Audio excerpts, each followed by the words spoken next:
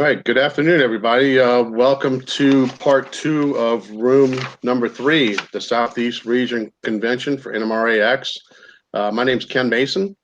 I am the Division 2 Director of Lone Star Region in South Louisiana in the New Orleans area. So we're going to get right to our presenter today. And let's see, I got to find the right link here. Give me 1 second there. Here we go. He's been interested in trains his whole life and became an active model railroader at the age of 13. He's a member of many model railroad clubs in North Texas before heading out to Durango to join the Soundtracks team. Now he's at almost 12 years under his belt at Soundtracks. He enjoys sharing knowledge and helping give back to the model railroad community. It's everybody welcome to, I'm sure you know who it is, George Bogota. Hello, hey, George. Ken, thanks. Hey, thank you very much, Ken. That was a great introduction there, so I appreciate that. No problem. So we'll get right into the topic here. Tsunami 2 is the next generation, our top-of-the-line flagship decoders, and we've put a lot of effort into recreating as much of the real-world operation of a steam locomotive as we can.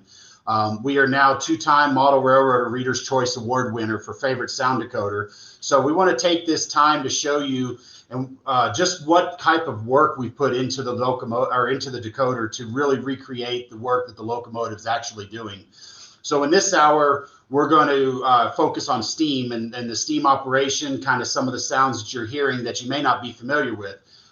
In all honesty, before I moved up here, I didn't know much about steam locomotives. Now I get to see them every day here in Durango. So I'm a little spoiled in that regard, but there's a lot of things I didn't realize were going on a steam locomotive. And so with that, we've got over 50 different sound effects built into the Tsunami 2, played over 16 channels. And so that way we can make sure you get the best experience out of it. So let's go ahead and get into here what we've got as far as what our clinic's going to cover. So first of all, we're just going to talk about the sound selection and how to do that and what that involves. We're going to review the functions and the effects in the decoder so that you have an understanding of what the decoder is actually going to do. I mentioned the 16 independent sound channels so that way sounds aren't prioritized and some sounds mysteriously disappear. We're going to show some relation to the prototype and kind of what you're actually hearing. And then we're going to show how at the very end, we're going to show a operating simulation on what it takes to actually run the locomotive using Tsunami 2 so that you can get the most realistic experience that's out there. So with that, how a steam locomotive works. I mean, most people have the basic concept. You have fire creates heat boils the water.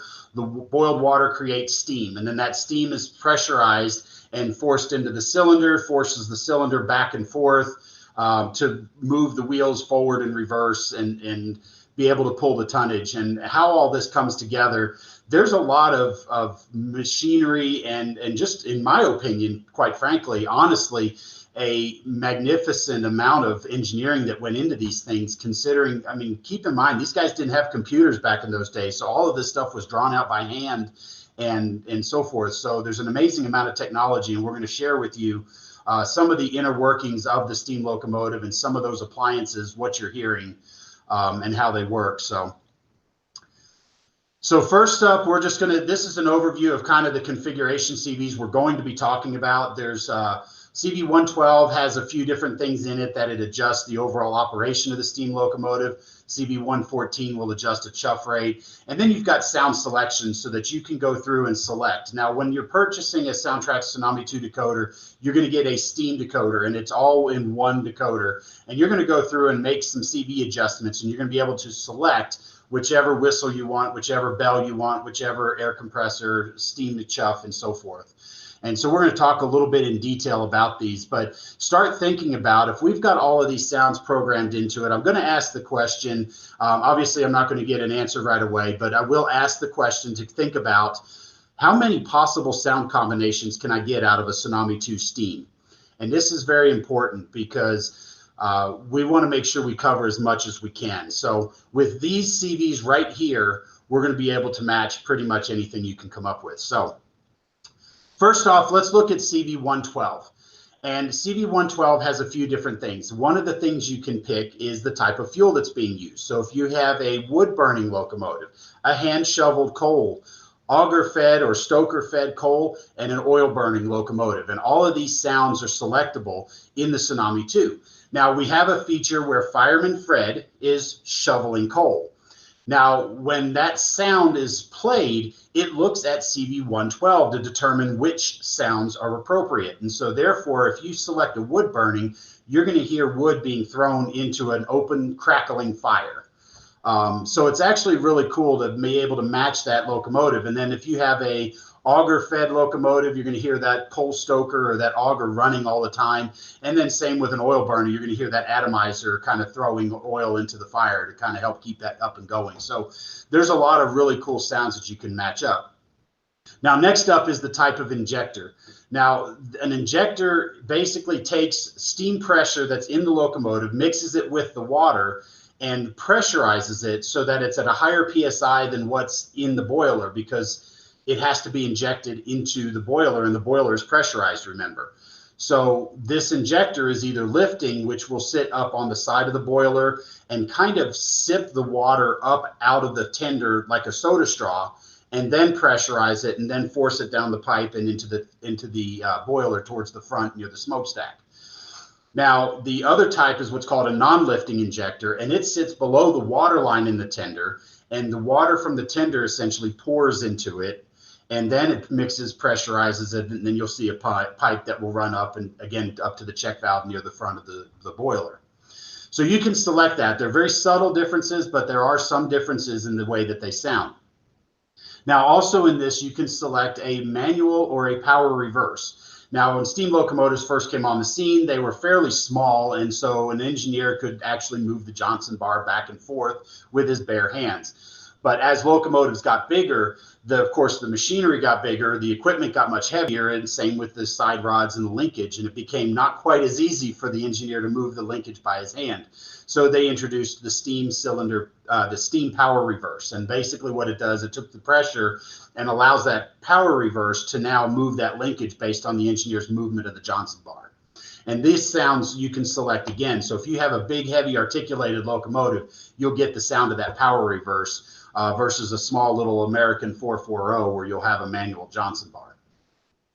Now, one of the unique things that we've increased with our Tsunami 2 is the ability to add different chuff cadences. Now, with our original Tsunami, you could do an articulated exhaust chuff where you get the 4 beats of chuff out of sync, simulating 2 sets of drivers. And then you could have those sets of drivers go in and out of sync with each other. And that's what's known as a wheel slip in this case. And so you have 4 different rates that you can slip the wheels, and it's none, slow, medium, and fast. So when I'm building a steam locomotive with an articulated, I tend to use the slow slip rate. So it's a little bit of a different cadence, but it's not so much that it's very noticeable. It's one of those subtle sound effects. But again, you've got choices. But now we've actually introduced the cadence of a 3-cylinder. So you're going to get a little bit of that chuff, chuff, chuff, chuff, chuff, chuff, chuff, chuff, chuff sound rather than a simple 6 even chuffs or however.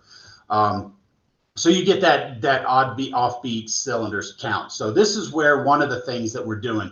Now I just happened to look down and notice I forgot to take this part out. This was taken from a class that we give here when we are setting up the locomotives that we just did a decoder installation. So I forgot to take that line out. So ignore that for the moment, and you can go to our website and get the user's guide, and you'll be able to see the manual, and the manual will explain all this and give you some CV values based on how you set these particular settings. Now in CV114, it calibrates the auto chuff rate. Now one of the things I do want to point out with the chuff rate is that the Tsunami 2 has a more advanced chuff than ever before. Our decoder can actually sense the rotations of the motor and will keep the chuff in time to make sure that they match the rotations of the motor. Now, in previous generations, we had to have a physical cam. And the reason for that is the auto chuff was based on the commanded speed step. And the commanded speed step may be, say, speed step 20, but when you start going up a hill, the locomotive or the train may slow because now the locomotive is working harder to get up the track. Well, what happens is that chuff rate is based on the commanded speed step. not the physical rotations of the motor. And so therefore you still had that fast chuff rate, even though your locomotive is very slowly going up the hill. So our engineers went to work and they created, basically, think of it as a digital cam. The decoder can actually now identify rotations of the motor through the back EMF to make sure that that motor and the chuff rate stay in time throughout the entire speed range. And so when you're doing this, typically what we recommend is if you set the locomotive out at about speed step 5 or 6 and let it just run. And while it's running, you kind of get a feel for, okay, is my chuff rate a little slower or is it too fast? And then you can adjust the CV value in 114 up or down to match. And we actually have a few videos on our YouTube channel at Soundtracks Videos that show this going across a couple of different locomotives. I did one with a O-scale Atlas 060 and an HON3 Blackstone Models K27, and we did the same process on both, and you could see how the differences were done. So internally, the decoder is watching the rotations of the motor, and when you make that CV adjustment, it marks that spot on that motor, and internally now it will create X number of chuffs per revolution of the motor, and that's adjustable. So, and this is what's really great. And then one of the things that we've also done with our chuff playback is as you go faster, those chuffs tend to become more of a whirring sound as opposed to a really staccato heavy chuff. And the way that the chuff playback is done is differently. With the original Tsunami, if you got going faster, and even some other sound decoders that are out there, when the chuff goes faster, it will cut off the previous chuff to play the next one. And so you get kind of a helicoptering effect. And so the Tsunami 2 really addresses that. We've got an intelligent algorithm to help enjoy or help make that chuff sound a lot better and more enjoyable when you're running your trains. So, all right, so next up, we're going to select the whistle. Now in CV120, we have 90 different choices of whistle, and this is a mix of 3-chime, single chime, 5-chime, 6-chime. There's a whole bunch of different ones. There's a lot of them that are named by the railroad that they're on. There's also a bunch of them that are named based on the manufacturer of the whistle. So when you're going through there, for example, one of the ones that I get asked a lot is for a Santa Fe whistle. And we don't have it listed as a Santa Fe whistle. It's actually Nathan 6-chime. So if you go through the list, you'll find that Nathan 6-chime. You select it, and there it is. There's that whistle you're looking for. Now, when the steam engines were out, the whistles were not as standardized as diesels are today. So nowadays, railroads tend to have a particular air horn, and in some cases, even a locomotive model now actually is equipped with a specific air horn. Well, in the days of steam, that wasn't necessarily the case. The railroad engineers would get whatever, the railroads would get whatever the rail locomotive manufacturer was offering, but there were also times that the engineers had their own whistles, and they would climb up onto the engine and put their whistle onto the track. So that gives you a little bit more flexibility when you're selecting a steam whistle. But ultimately, you have 90 choices. You can select this. CV120 is basically 0 through 89 as you go through the list. You can listen to them one at a time, or you can go to our website at soundtracks.com and listen to all the sound samples, find the whistle you like, and then set it in CV120. Now, as any CVs, you can reprogram this any number of times. I have a friend that is a steam enthusiast, and every time he goes out and runs his steam locomotives, he changes the whistle every time. So you can change the CV as much as you like or as little as you like. Have a little fun with it. Pick a whistle that you like. When you get into the bell, now our bells are rated, are ranked. We have 12 different bell recordings, but they are recorded at different ring rates. And so that way you get the actual true feeling or sound of a hand-rung bell versus an air-rung bell. And so you can actually match more closely. So this picture over here on the right is actually of the Eureka and Palisades number 4 when it was visiting Durango, and that's a hand-rung bell, versus some of the locomotives over here where you see the 765, that's got an air ring appliance on it. And so you can adjust that. You've got 53 bell recording choices in this. So far for our calculation, we have 90 bells or 90 whistles, 53 bell recordings, and we have all those choices we talked about in CV112. So let's keep going. So So next up, we have the exhaust chuff. Now in CV123, you can adjust the chuff. So we actually have 10 exhaust chuffs to choose from. You've got 3 light, 3 medium, 3 heavy, and a geared or a more like a logging type locomotive. And so that gives us 10 choices. So when you go in and set CV123, you're actually going to select that. And as you see there at the bottom, it also selects the type of blower. And we're going to talk about that as one of the other sounds that you're hearing. Now, when you're looking at this, you want to look at the cylinder size and the type of the locomotive. So again, the Eureka and Palisades number 4, you're going to see that really small cylinder. So a really light exhaust chuff is probably going to be the one you select versus the 844 there down on the bottom, where you'll have a big heavy cylinder. So you're going to want more of a deeper tone. So again, play with it and select it and see which one you like and which one sounds more appropriate. And then we'll talk about the blower here in just a minute. So these are just some of the things we talked about. We've also mentioned, I also didn't get a chance to talk about the air compressor. You can select the type of dynamo that's being played. And these are sounds that'll come up here in a little bit, but all of these choices give you the ability to customize that decoder to match your locomotive. And so with that, before we go on, I'm just going to share the number with you just in case you're interested. With the Tsunami 2, I sat there and did the math one day, and we have the ability to create over 2.1 billion with a B, different possible sound combinations. Now, I am not factoring in equalizer, reverb, or volume settings, or the chuff rate. All I'm factoring in is the chuff cadence, the types of fuel that are being used, the lifting or non-lifting injector, power reverse, manual Johnson bar, the articulated versus a 3-cylinder chuff rate, and all of these sound selections that we just talked about. So that's a staggering number of possibilities that you can build into the Steam decoder from Soundtrax. And all you have to do is make about 2 or 3 different CV selections, and your locomotive will match very quickly, and you can be out running and playing with your trains.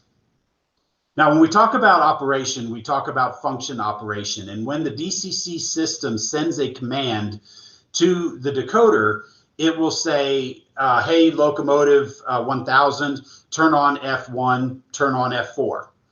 Well, this list right here is called the default function assignments, and that internally has the decoder know what to do when it receives an F1 or an F4 command. So according to this roster here, F1 is a bell and F4 is our cylinder cocks. Now we're going to talk about each of these sound effects in detail, but this is the default function mapping assignments. Now the good news is that Soundtrax decoders are fully customizable, so you can make this roster look like anything you want. You can move these these functions all over the board here. You have no limitations. So if you wanted to do the water stop on function 3 and the cylinder cocks on function 25, you can do that. And all of this is explained in detail in the user's guide.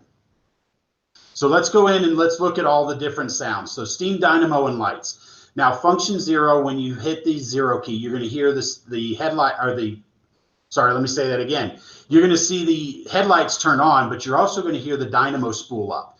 Now, a lot of people, we still get calls today, and again, no offense to anybody, but we're not around steam locomotives like we are diesels today. So I'll be honest with you, this was one of the sounds that the first time I heard it went, oh dear God, that's horrid, and turned the volume off. When I finally got around some steam locomotives, it was a very prominent sound, and so I went back home and quickly turned the volume back up. Now, the dynamo is a steam-driven electric generator, so it kind of sounds like a steam turbine, so you hear kind of a really high-pitched whine. And so most of the calls we get are people who aren't familiar with it. They turn on their headlight and they hear that. They think it's an interference, and so it's actually a naturally occurring sound with our decoders. And we have it mapped to function 0 as well because we have a lighting effect called the dyno light. And the dyno light will gradually increase the brilliance of the headlight in conjunction with the sound of the dynamo spooling on. So as you turn on the 0 key, you're actually going to hear that dynamo spool up, and you're going to see that light gently increase in intensity until the dynamo reaches full speed, and that light will also reach full brilliance. Now on this, as I mentioned, you have 8 different steam dynamos to choose from, and this is chosen in CV125. So you do have some choices here. So again, you have single, double, and triple dynamos. So if you're modeling one of the more modern locomotives where they may have 3 dynamos on it, because again, They need the electricity now for a lot more electronics, for radios and things like that. So you may have that option. You have it in the Tsunami 2, so you can make those sounds and select it to match.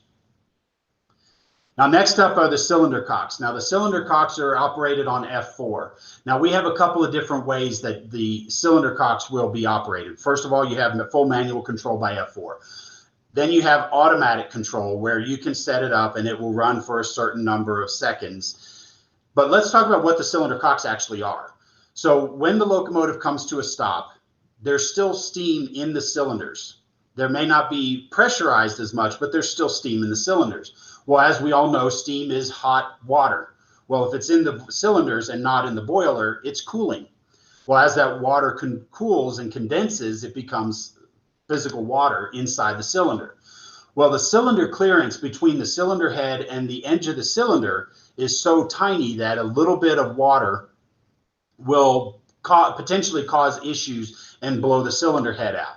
So after the locomotive sits for a period of time, the engineer has the ability to open the cylinder cocks. And the cylinder cocks will actually take that pressurized steam and blow that water out of the valve down on the bottom of the locomotive cylinders. And it typically would be turned on for just a few cycles of the piston back and forth. But nowadays, you see excursion steam run, stuff like that. It's more about the show. And so they're left on a lot longer. So this is why we add that in, because you have the manual control of it. So you can determine, turn it on and off manually, or you can turn it on and off automatically, and then you can determine how long it will run. So this gives you an idea of what that is. And there's one on each side of the piston. So you're going to hear that sound as it's running. So we've done that, and this was something that many of you asked for with the original Tsunami, so we made sure absolutely had to include it in the Tsunami 2. Now with this, we have an actual working cutoff. So we have a feature called dynamic digital exhaust, which we'll talk about here in just a few minutes, but we also have a manual working cutoff. And basically, as the locomotive gets to speed, the engineer has the ability to adjust the timing of the valve based on the position of the Johnson bar. So that what basically he would be doing, it's kind of like a monitoring and using less fuel, because when you're at speed and you're just maintaining, remember Newton's law of motion. When things are in motion, tend to stay in motion. Things at rest tend to stay at rest. So once the train is moving, you have all that mass of tons moving, it doesn't require as much steam effort. So you can manually adjust the Johnson bar to cut down the steam pressure. And so therefore you have just enough steam being injected into the cylinders to maintain speed of that train.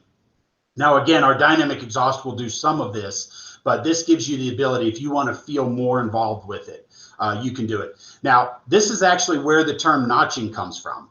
And notching, if you look closely there at that Johnson bar, there's actually, I believe, 24 notches across that radius rod there. And the detent where the engineer pulls up on it, he's actually going to lift that pin and then push or pull on the Johnson bar and then release the pin, and the pin is going to drop back down into a notch. Now, 24 presses of the F5 button is going to become very cumbersome. So basically, to help simplify it, we divided it up into 4 quadrants. And so when you push the F5 on the 3 times, up to 3 times, you're going to hear that chuff change. The 4th time you turn it on, it will actually go into a full drifting mode, and we're going to talk about that next. The F6 will move the Johnson bar back towards you, so you can adjust this with the 5 and 6 key. So it gives you a little bit more sense of manual control if in case you want to have a little bit more. It's actually a really cool effect, especially the drifting. So when we get all the way to full cut, basically drifting turns the cylinders off and the locomotive is allowed to drift down grade. Much like your car, when you're going down a hill, you're typically not pushing the gas. You kind of let off the gas, and so your locomotive kind of idles down the track. So when it's idling, the last notch allows you to depict more accurately drifting. And so you're going to hear that rod knock. You're going to hear actually a leaky valve packing, more of a sound as you're riding, and you're going to hear that snifter valve drop. And we'll talk about the snifter valve here in just a second. But this allows you to have the most accurate chuffing or drifting effects when you're running your Tsunami 2. So you can press the F5, get to drifting. When you get to the bottom of the hill, you'll use your F6, re-engage the steam. You'll hear the snifter valve lift, and then you'll hear that steam pressure build up, and then you'll hear that chuff coming back. So as we talked about cylinder count, we have a conventional rod, a 2-cylinder, we have a 3-cylinder, and a 4-cylinder articulated are all both available in the Economy and the Tsunami 2. Our dynamic digital exhaust, this is a feature that we've had built into our steam decoders going back all the way to the original DSDs. And what it does is it will read the load on the motor and adjust the chuff sound to match the intensity. So when your locomotive is working harder, you're going to hear that chuff working harder. When you're working less, I say we're going down grade. If you don't go into drifting mode, you'll hear that chuff back off almost to a drift, and you'll hear more of that rod knock and so forth. And so the idea is that the chuff intensity will be based on what the locomotive is actually doing. Now, Tsunami 2 has a throttle and a load sensitivity dynamic digital exhaust. The Economy is a throttle based only, and what that means is when you change the throttle, you're going to hear that chuff intensify. So say if you're running along at speed step 5 and you increase to speed step 15, during that momentum acceleration time, you're going to hear that chuff bark a little harder, and then it will come back to what the chuff would be normally like. And that's in both decoders, and this load is only on the Tsunami 2. So as you're running, say, speed step 15 on flat level track, you may hear one intensity, but then once you get to a grade, you're going to hear that dynamic exhaust take over, and you hear that chuff barking a lot harder, heavy up the hill. It's amazing here in Durango, and I'd encourage everybody to get a chance to come out here at some point. But in the valley up north near Hermosa Hill, you can sometimes hear that chuff if the wind's blowing right halfway across town. Because when that chuff is working hard, they're encountering a short 4% grade right there. And so when they're pulling that train up that hill, you can hear that chuff barking. And this is just one way that we've done to help reproduce that as much as we can. Now, when you're doing that, when you change the direction is when you're actually going to hear the Johnson bar or the power reverse trigger. You can also hear that when you use your F5 and F6 for manual cutoff adjustments. Now, F10 is the blowdown valve. Now, when the locomotive has been running for a while, there's always going to be some impurities in the water, and they tend to settle. And there's a low point near the boiler, near the firebox, that where any of those sediments hopefully will settle out. And so every so often, the engineer will open that blowdown valve to blow out any of those impurities. Because, of course, if any of them sit in there too long, they could solidify or cause issues and potentially cause issue to how the firing is done and the heating of the water for steam pressure. So the blowdown valve F10, this is a brand new recording that we added into the Tsunami 2, and you turn it on and it will play as long as F10 is on, and then you turn F10 off and you'll hear that blowdown valve cut off. So you can kind of see an example of that in the photograph there. Now, this is one of the fun operation aspects when it comes to running your trains. You have function 11 is your train brake application and your independent brake application. And so let's talk real briefly about the brakes. Every locomotive has two different braking systems, or I should say at least two different braking systems. You have the independent brake, which is, as its name implies, are the brakes that are actually on the locomotive. So when you look at your locomotive model and you see the brake shoes hanging down, those are the brake shoes of the independent brake. So when that locomotive is running light, switching a couple of cars back and forth, or hustling into the engine facilities, you would use the independent brakes. Now, the other braking system is what's called the automatic or the train brakes. And this distributes the braking effort throughout the entire train. Of course, we've all seen the air hoses that are coupled between the cars. Well, that's the automatic brake system. And what it does is it will distribute that braking effort. So each car has brakes on the trucks as well. So when the engineer reduces the brake pressure in that line, reduces the air pressure in the brake line, those brake shoes are now automatically applied to the shoes on the cars to help distribute the braking effort.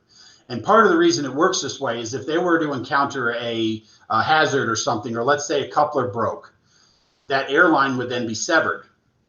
if these brakes were relying on positive air pressure to pressurize those cylinders to apply the brakes, now there's no air pressure whatsoever, so those cars would just run on their own. However, being the automatic, if they work on negative air pressure, when the pressure is reduced, the brakes are set. What this will do is then if that train line breaks, the brake shoes will actually be set to the wheels and bring that cut of cars to a stop.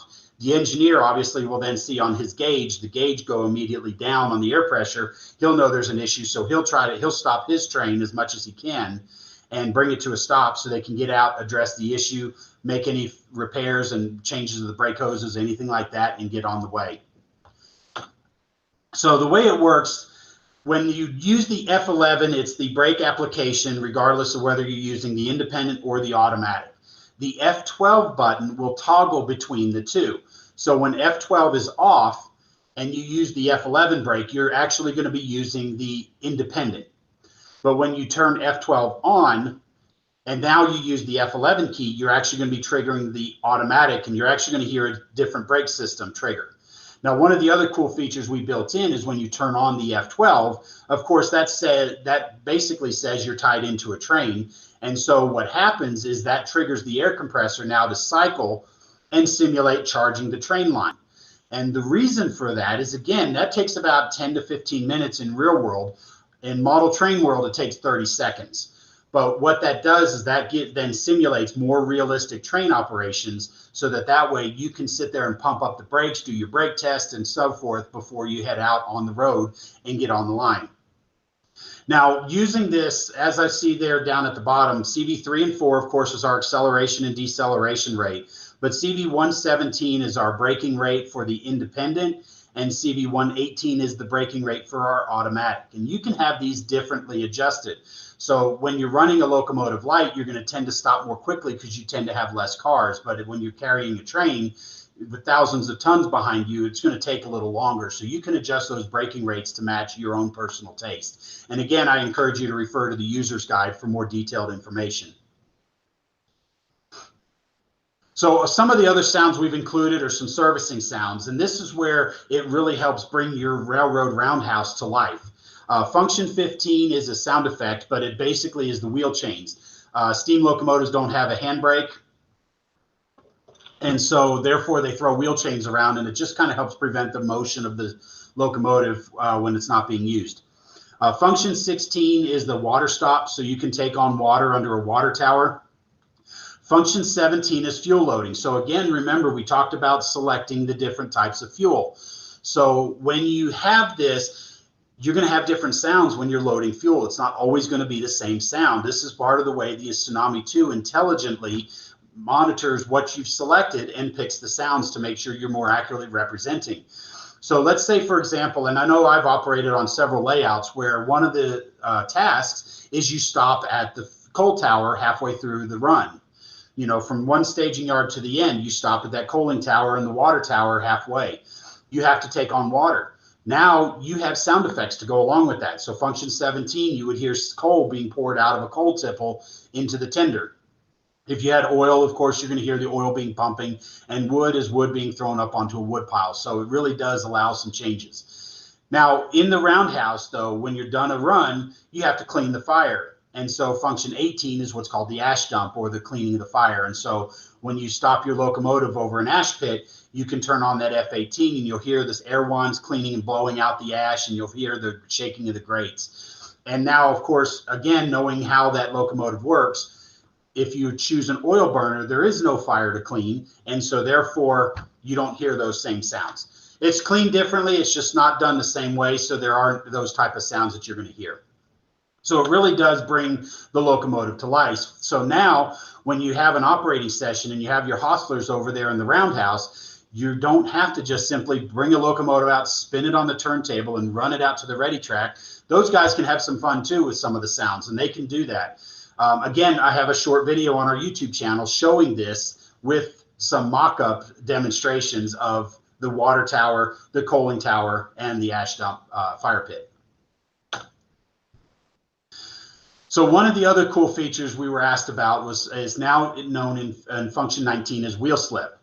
In this case, the wheel slip is the sound of the drivers breaking loose from the rails, going out of control, the engineer then has to back off the throttle, regain control, and then slowly reapply the throttle. If you've got a heavy train, wet rail, things like that, if you turn on the function 19, you'll hear that wheel slip process. Now, while we were developing this, we actually entertained the idea of goosing the motor so that way the wheels would actually match the sound effects. The problem was we remembered traction tires and decided that probably wouldn't be a good idea. So it is just a sound effect, but it's a really fun, cool sound effect to play every now and then when your locomotive is running. Now, as we talked about the injectors, here's a picture of a non-lifting injector. You can see that down at the bottom of there, that's where the steam is pressurized, and the upper part is kind of the pressurized steam coming in. Again, it's used to add water to the boiler. The water comes into the injector. It is mixed with water, with steam pressurized, and then it flows through to the front and then injected into the boiler through a check valve. And the check valve, of course, makes sure that the back pressure doesn't feed back in and cause water to stop pumping. And that's part of why this has to be pressurized above the pressure of the boiler, is so that water can be injected in. So this is just one of the other little sound effects. You can trigger it automatically with function, or you can trigger it manually with function 20, or you can trigger it automatically with Fireman Fred. Now we also have a sander valve, function 21, throws sand on there for traction. So you can also allow that sound effect. I will honestly tell you, it's not a super exciting sound effect, but it is there. So if you want to add that as part of your operation, you can do that. And it gives you another feel of actually running the locomotive properly.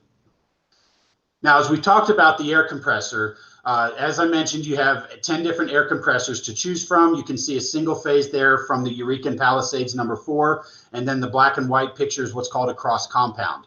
You have several versions of these that you can choose from, as well as single and dual combinations of both. Now, one thing I didn't mention yet is that the air compressor sound is designed to keep that. There's a governor on the air tank, and if the air tank pressure runs low, it then triggers the air compressor to pump it up. Well, when we talked about the brakes, you're using air brakes. So what happens? You're using air from that reservoir. So when that air is depleted, the air compressor has to kick on. So if you use your brakes more frequently, you're actually going to trigger the sound of the air compressor more frequently, because again, we're trying to recreate a realistic environment and give you the best experience of actually running and operating a real locomotive. And so therefore, you're going to see that change based on how you use the locomotive. Now, here's a drawing of the snifter valve. Now, the snifter valve sits on top of the cylinder there, and it allows unused steam to vent out rather than condensate inside the cylinder. We talked about the hazards of condensed water in the cylinder. So this is one way that it tries to minimize that amount. And so the snifter valve, when pressurized, it will actually close the valve. And a lot of times when you hear our Tsunami 2 start, that's the first sound that you're hearing, is that snifter valve. And that's the valve, that sound of that pressurized steam coming in, venting around, and then when the pressure reaches a certain pounds per square inch, sorry, first day with my new brain. When the pressurized in that cylinder reaches a certain area, it will actually close that snifter valve. And that's that first sound. When you come to a stop, now there's no pressure in the cylinder, you'll hear it drop, and it's a very light ting sound. And so when you look at your steam locomotive photos, you'll actually see these on here. So it's a very cool modeling effect to add on to your models when you're doing some detail. Now here's where the blower is. Now the blower is a pressurized ring of steam that is injected through, you can see the nozzles there that go up through the exhaust stack. And what that's doing is it's actually creating a draft. And that pressurized steam creates a draft to draw the hot air out of the firebox through the flues and out the exhaust stack. Because of course, all this is enclosed, and so without any air going, there's no draft. And so the blower is going to create the draft. Now, as you select your exhaust chuff based on a light, medium, heavy, you're going to hear a different blower sound.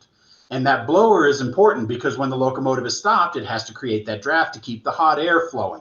And so this is a really important sound effect. And this is how we've gone through and made sure that we're able to recreate the most realistic sound operation with our decoders. Now, rod clank here, we've got the sound of the rod clank going back and forth, knocking against the main pins and so forth. Over the years, you'll see the bearing opening kind of oval shape, and so that rod is actually sliding back and forth. You can adjust the volume of all of these sound effects individually, and you can actually go through and adjust how it operates. With the dynamic exhaust, you can have it accentuate and then reduce when you're under pressure. It's, again, up to you, but it's one of the many sound effects that you're going to hear. So let's get into operating a steam locomotive, and these are just how we're going to get this locomotive started. So first off, we're going to turn on our dynamo. We're going to say we've got all our paperwork ready to go. We turn on our headlight and a dynamo. We're going to blow our whistle signal. Now the F2 is a long blast to the whistle, and the F3 is a short blast. So that way we can always get that crisp whistle blast, so we can do our proper whistle signal. So we're going to move in the forward direction, 2 blasts to the whistle. We're going to throw our Johnson bar in the forward direction, so we're ready to go. Before we apply the throttle, we're going to turn on our bell, open the sender valve, open our cylinder cocks, and then you're going to go to speed step 1. You're going to hear that snifter valve lift, and you're going to hear those first chuffs, and you're going to start off fairly slow. And at that point, the idea is that you're pulling the slack out of the train, so the couplers are tight, so you're actually pulling. To get moving, then you're going to release the brakes. Once you start moving, then you can adjust the cutoff if you need, or the dynamic exhaust will feel those heavy cars behind you and increase that chuff intensity. Once you're moving a little bit, you've got the throttle up a little. You can close the sender valve, close the cylinder cocks, and then you can open the throttle. And here in Durango, the first thing as you're pulling out of Durango Yard, you're going to hear the grade crossing, because that's the first street there you get there at College. So you're going to blow long, long, short, long. Or you can trigger the F9 for an automatic grade crossing sequence. So that kind of gives you an idea of how you're running, and really brings that locomotive to life. And again, I've got a lot of videos on our YouTube channel discussing these features and more.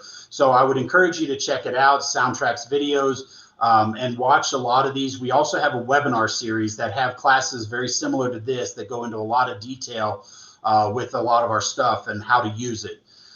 So a couple other points I want to point out. When we were designing this decoder, we actually had and currently have former railroaders on staff. And the reason for that is that it gives that feedback of how a real locomotive works. Anybody can make a noisemaker, but to be able to build an interactive operating sound system takes an extra level of care that we've put into the decoder to make sure that you've got all of these sound effects that you can make. And by doing this, it adds more fun to running your trains, because again, everything is more realistic. So as I mentioned, our YouTube channel, be sure to check it out. Users guides on our website to give all the information, and be sure to subscribe to our newsletter, because we do have some really cool, exciting announcements coming up. So be sure to subscribe to get those informations. And with that, I'll turn it over to Ken and fire away with some questions. And thank you guys very much for watching. I hope this was helpful. And if you do have any further questions, feel free to reach out to us at sales@soundtracks.com or support@soundtracks.com, and we'll be always happy to help. Well, thank you, Joyce. That was really informative. I wish I had more steam locomotives to play with. I have a couple, but that really makes it going to be more interesting next time I go to my club and run my steam locomotives. But yeah, we do have a few questions for you if you're ready. Sure, fire away. First one is there some place to look up 93 as 4 chuffs per second, or do I need to do math?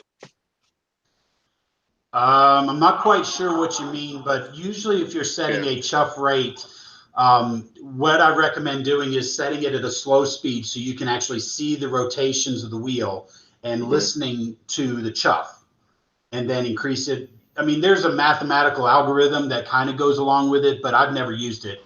I usually do a trial and error, because I'll set it. There was one video that we did that I did about 8 values before I finally dialed it in. And so I had that starts at, I think it's 57 or 58. And the value then, if it's too slow, you go higher. So I went to, I think it was 90 or 100, which was too fast. So then I had to drop it back. Then I went down to 80, which was too slow. Dropped it up to 90, and it was too fast. 85 was too slow, and I dialed it in right there at around 87, I believe. So So it you sounds don't like really kind of have to trial do and that. error. It's just, yeah, trial and error, a few Mhm. seconds. I think you can do this in about 2 or 3 minutes. It usually doesn't take long. And because the CV value stays, it remembers that. So even if you power down and put put it back on the track or go to the club, those settings are still in there. So it's going Mhm. to make sure to keep those in time throughout the entire range. Okay, excellent. Next is, can whistles be quilled, parentheses, played like the real thing, and how do you do it? Um, The short answer is no, but I want to explain a little bit. The whistles have pre-recordings, and so actually, if you look at the list, there's some of the whistle choices that'll have what's called a road mix and a yard mix. And a yard mix is a very quick blast on off of the whistle valve, but the road is going to get more of a quilling type effect. The original Tsunami actually had a quillable whistle, but we found that first of all, it's not a very reliable technology right now in the DCC world. Most of the DCC systems, what it's actually doing is it's sending a analog signal behind the DCC signal. So it's hard to get that signal sent out reliably, and a lot of people didn't really use it. And so if I want to quill or play with a whistle, I'll use the F2 and the F3 to kind of give me a little bit of that. For lack of a better term, there's a little bit of a slang that I've heard called the chama stutter, where you get a well, what? And so you can hit the F2 and then the F3 really quickly, and then the F2 to kind of simulate that. So you can use those buttons a little bit to quill, but as far as like, ooh, no, you're not going to be able to do that. Okay. All right. Next is, how many F5 and F6 settings are there to go up and down on the Johnson bar? 4. So the initial one where you are, and then you have 3 presses, or sorry, 4 presses in the on direction, and the 4th one takes you to drifting. So then then the F6 will then take you all the way back through. So maybe 5, I guess. The default on drift, and then back. Okay, simple. Can I turn off DDE if I want? Yes. So there's a short video on how to calibrate the DDE with the new Tsunami 2, and it really does help dial it in a lot more closely to the model. But CV 2.512 is what's called the sensitivity, and that's the governing factor. Again, this is another trial and error. Set the value based on what you like. But if you want to disable dynamic exhaust completely, set it to 0 so there's no sensitivity, which means it's off. Okay. Next is, can I get the sound of braking without slowing my train with the brakes? Yes. So CV 117 and 118, as I discussed, are defaulted at a value of 0, which means the sounds are just a sound effect. And then you have your full throttle control. If you want to enable the braking rates, then that's when you would change the values in CV 117 and 118 to work with your deceleration value in 4. So it comes right out of the box as just an automatic sound effect. And then you can adjust it to be an enabled brake if you like. Okay, very good. Next is, will wheel slip continue until the throttle is reduced, or will it just stop automatically? It's basically a self-automated sound effect. So when the wheel slip happens, you'll hear that chuff, chuff, chuff, chuff, chuff, chuff, chuff, chuff, chuff, chuff, chuff. So it's fairly quick. So it won't just keep spinning and spinning. It is a pre-recorded sound or predetermined algorithm to play the sounds in a short period of time. So it's not going to just continue on. Okay. All right. Can compressor on off be controlled with a function press? No. And the reason for that, it's one of the automatic sounds. And so knowing how the locomotive works, that governor is what actually determines the air compressor. And so with our 16 sounded channels, you'll hear a lot more sounds at the same time. So you don't have to worry about the air compressor overriding one of the other sounds. But it is in the background, and it is based on, there's a couple of algorithms that are random, but then there's also how you're using the decoder to trigger the compressor sound effect in the cycling. So if you want it off or you don't want to hear it at all, set the volume to 0. So like say, for example, if you're modeling 1860 and you have one of the old 440s that was pre-air, If you want to see an example of this, go watch The General with Buster Keaton. He's got the manual, and you can see those wheels stop, and that locomotive will slide across the rails. And I'm thinking to myself, oh my God, the flat spots. But it's a funny video. But anyway, the point is that if you're modeling that, you just turn the volume to 0 so that way you won't have an air compressor at all. Okay. Can rod flange wear be adjusted? No, not at this point in time. I mean, you can adjust the volume, and in theory, that will sort of give it a little bit. If it's louder, it'll simulate more wear. But even if you watch some of the videos of the newest 4014 running, you still hear plenty of rod knock on that locomotive. So again, I would say adjust the volume on that, and to kind of adjust that, or to kind of stress that point a little bit more. Every sound effect has its own volume control, and you also have a lot more settings that you can adjust how a locomotive or a sound decoder responds to that locomotive and how you operate. So you have full customizability in it, and read the manual and go through it, and we're available if you have any questions. Okay, and one more is, do you guys at Soundtracks, do y'all go out and record actual steam locomotive sounds, or is it some of it synthesized, or a little bit of both? Nothing is synthesized. Everything we have has been recorded off of real locomotives. Our engineers will then take those recordings and edit, and I don't mean they change the overall sound. What they do is they slice the sounds up into short segments so that you can hear, for example, the dynamo or the whistle. When the sound of the whistle valve is being opened, there's the sound of the whistle valve open, and that's what's called the attack, sound of the whistle valve opening. Then you have what's called the sustained, which is about a second or a half a second segment of the whistle at full volume, and it just plays over and over and over on itself. And the engineers are so talented that you and I will never hear the difference. And then there's the sound of the decay, which is the whistle valve closing. So when you release the button, you hear that whistle sound decay, and our engineers take those raw recordings and edit it in such a way that you and I will never hear that, so that it plays back in the decoder, so that it creates a real life simulation of the real operation of the locomotive. Okay, great answers, George. I think we had some good questions there. Thank you very much for being here. Thank you guys. Again, go ahead. I was just going to say. We're going to see you again in a couple hours for your diesel clinic. Yes, I'll be here for diesels in a couple of hours. And if you have any questions, email me, georgeb@soundtracks.com or sales@soundtracks.com. We'll be happy to help you guys anytime. Thank you, George. All right, great. Thank you again. Thanks, guys. Appreciate it.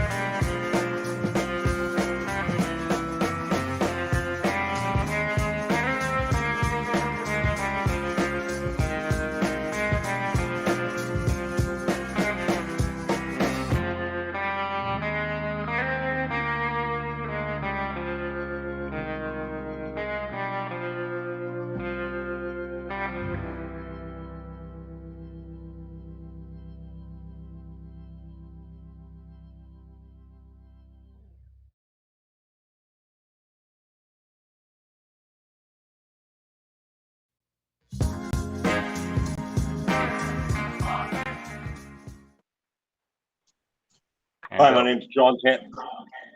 Are we ready? All right, welcome back to part two of room number 3 for Southeast Region X convention. My name's Ken Mason.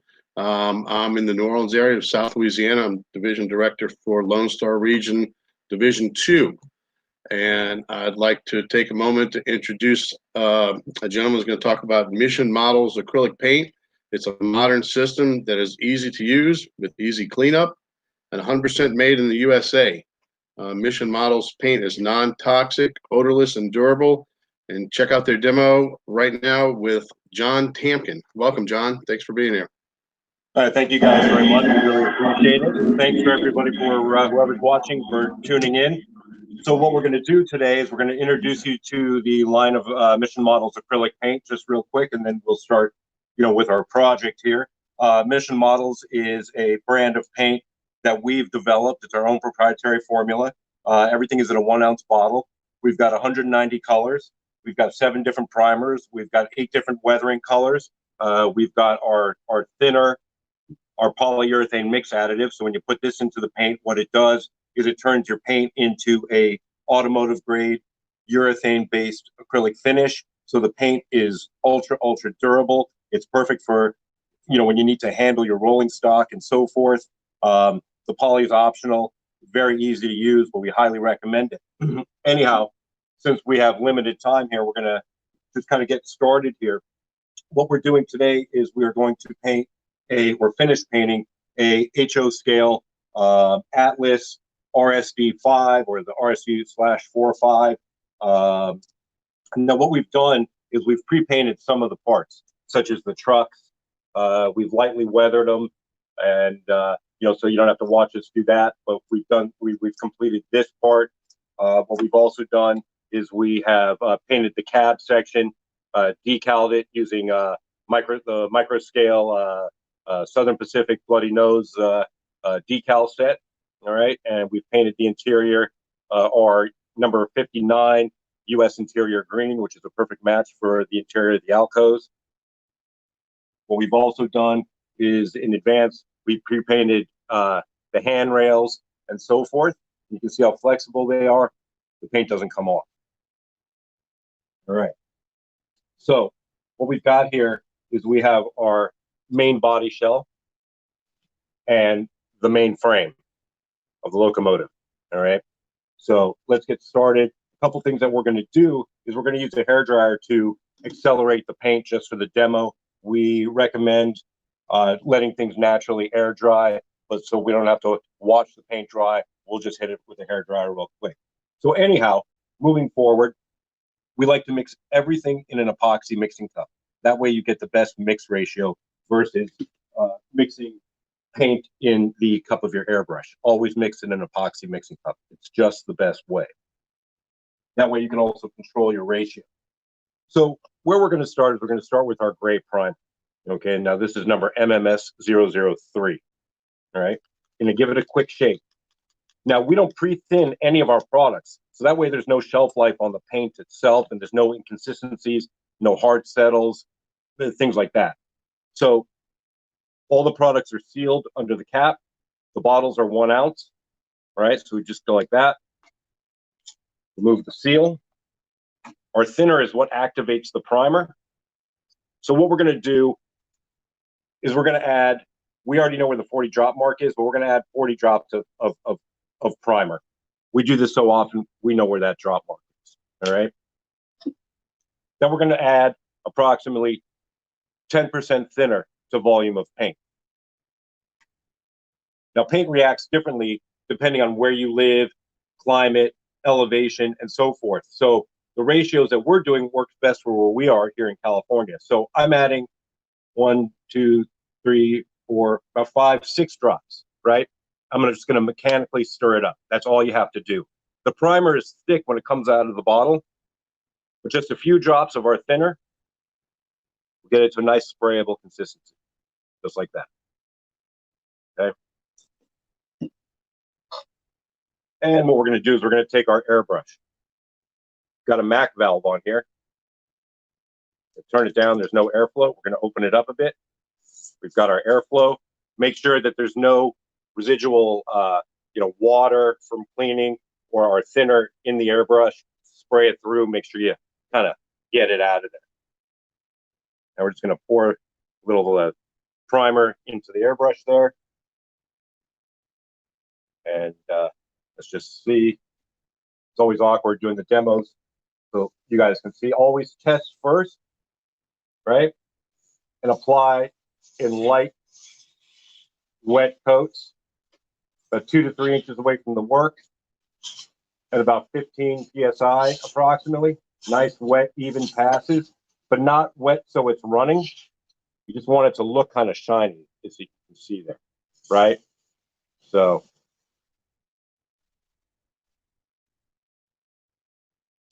this is our gray primer.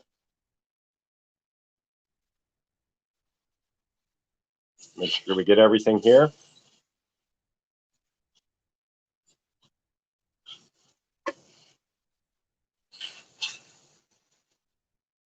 And what we're going to do real quick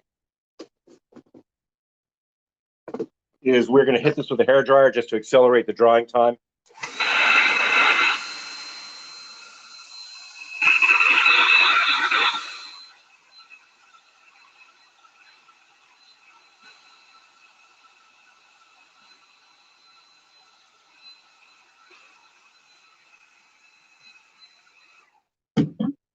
All right.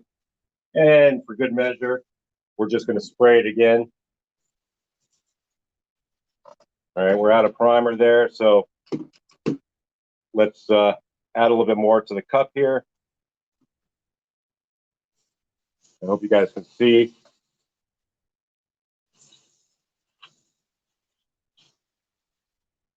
The top. All right. We'll put this aside. And we'll take our frame here, find a place to attach a clip. And when mixed properly, the paint will not clog the airbrush. Very, very easy to use.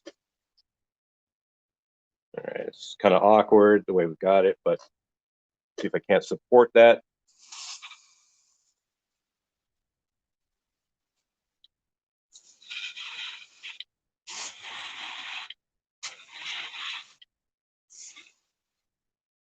And, you don't necessarily have to try and, cover everything in one pass.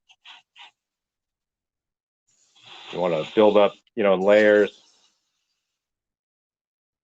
Now, because the styrene plastic was already gray and a very close color, it's hard to see, but it's there. You can see that hopefully you can see that it's wet somewhat. And when you start to hear that noise, with the airbrush, it means you're out of, the cup is basically empty. So that's exactly when you want to stop spraying, because you don't want to just spray, have air coming out of the airbrush, because if there's no paint in there, what's going to end up happening is that the air will dry the, whatever residual primer or paint is at the tip. And we've got our exhaust stack here. We're just going to hit that. Okay. And there's no need to waste primer, so we will, for good measure.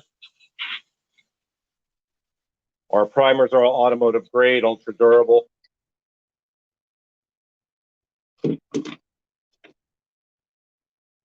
And because this is live, little mistakes may happen, such as like this fumble, but it's all right. I should have done it like this in the first place. And we'll use the rest of the primer.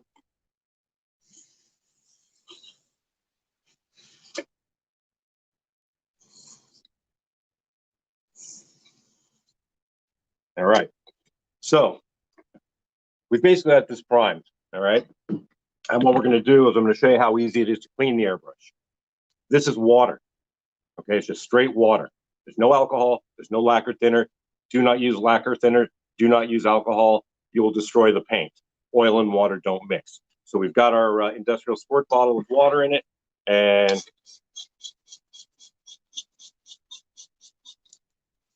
spray a little bit through like that.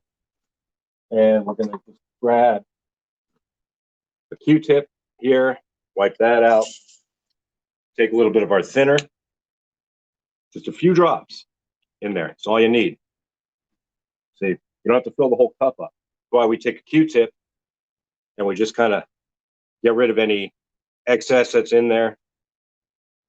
Our thinner is extremely powerful, so you only need a little bit. And we'll just spray that through.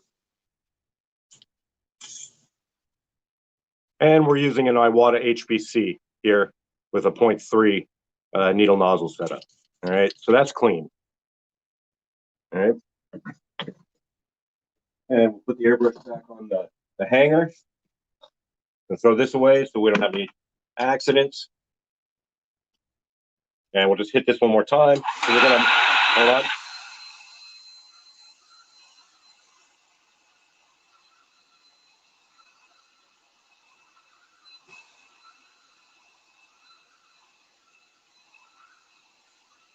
All right, that's nice and dry. You can wet sand this, you can dry sand it.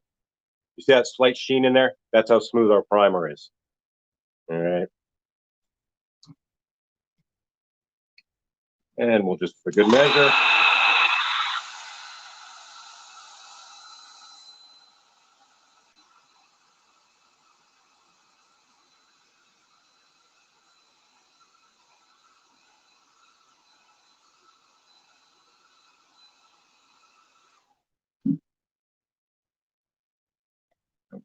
here, got our couplers, which we'll get to a little later.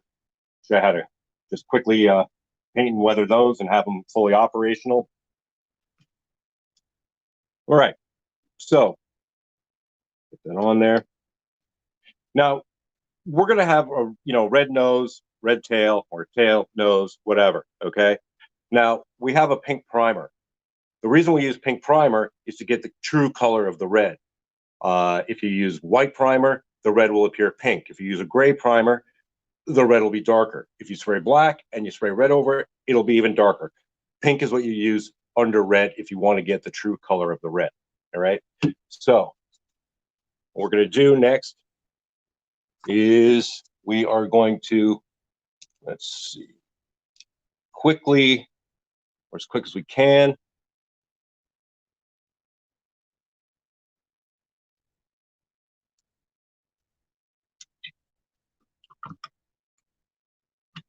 we're going to mask off the nose. Now our primer, even though we say go on light wet coats, will not hide any details of your model. So that's a nice thing right there. So basically we've masked here, okay? And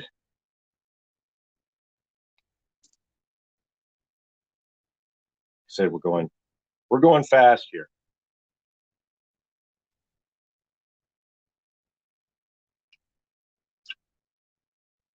And we're going to put a little tape here. This is a slightly tricky spot because there's some detail. The tape won't lay totally flat, but we can always go in there and clean that up once we're done with the spray session. All right, so yeah, it's pretty good. The next step is we'll take a little bit more tape just to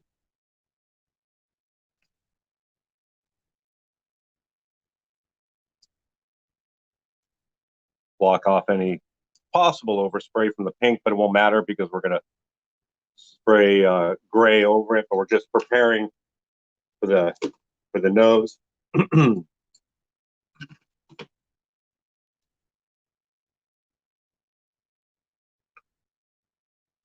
But when we go ahead and spray the pink primer, we're going to be controlled, so we shouldn't really have any overspray.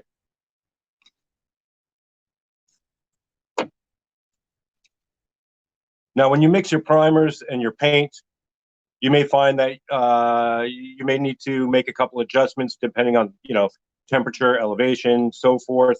And that usually making adjustments usually means just a couple extra drops of thinner, just drops. You don't want to mix anything 50-50. If you mix it 50-50, then you're over thinning the paint. You really don't need to.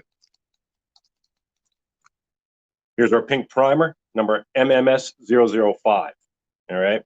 And we've already opened that. Like I said, everything is sealed. And just to get started, we're going to, it's about 30 drops, give or take. Take our thinner. And 4, 5, 6, or give or take. And eventually, you know, you can mix by eye. But on our YouTube channel and our online tech support, we give basic guidelines. All right, so here's our primer. You can see we just mechanically stir it like that. It's fine.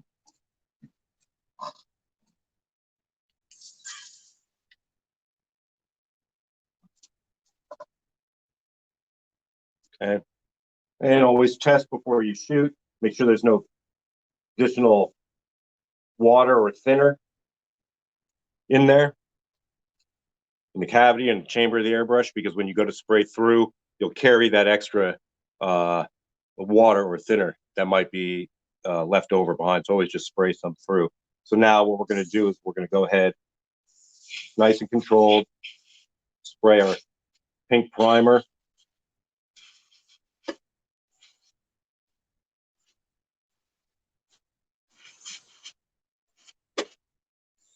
Always start spraying off the work first. All right.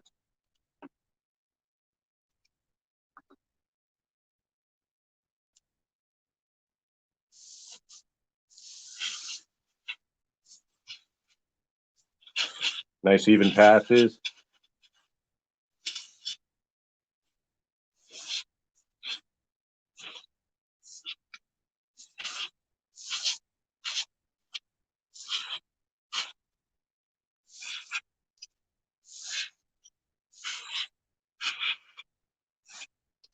Now, I'm sure we got a little bit of underspray or overspray in there, just because of our quick masking job.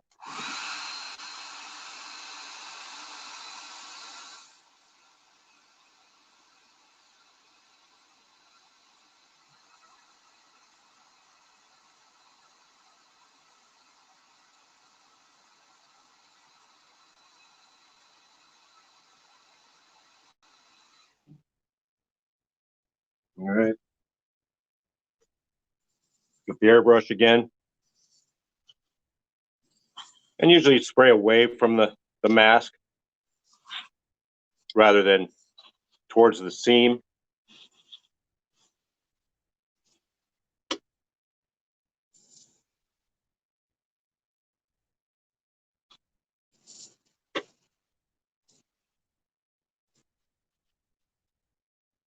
You know, just use your best judgment, know when to stop.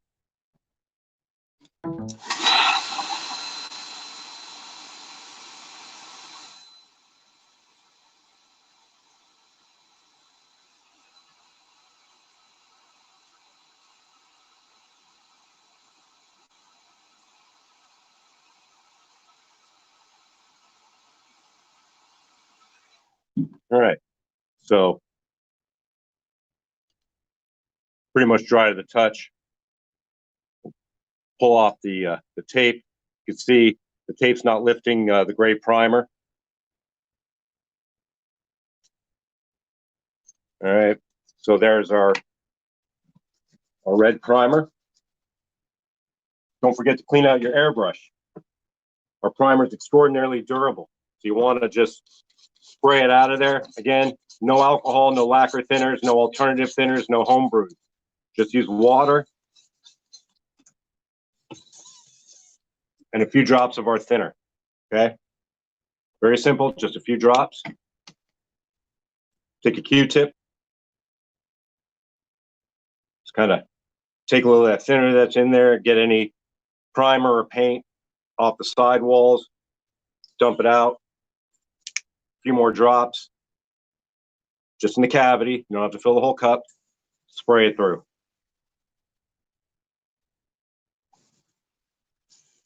Airbrush is clean. Simple as that. All right. So next what we're going to do is we're going to move over to a different airbrush to show you. Here we're going to use an Iwata Micron. All right. This airbrush, we're using a 0.15 needle and nozzle.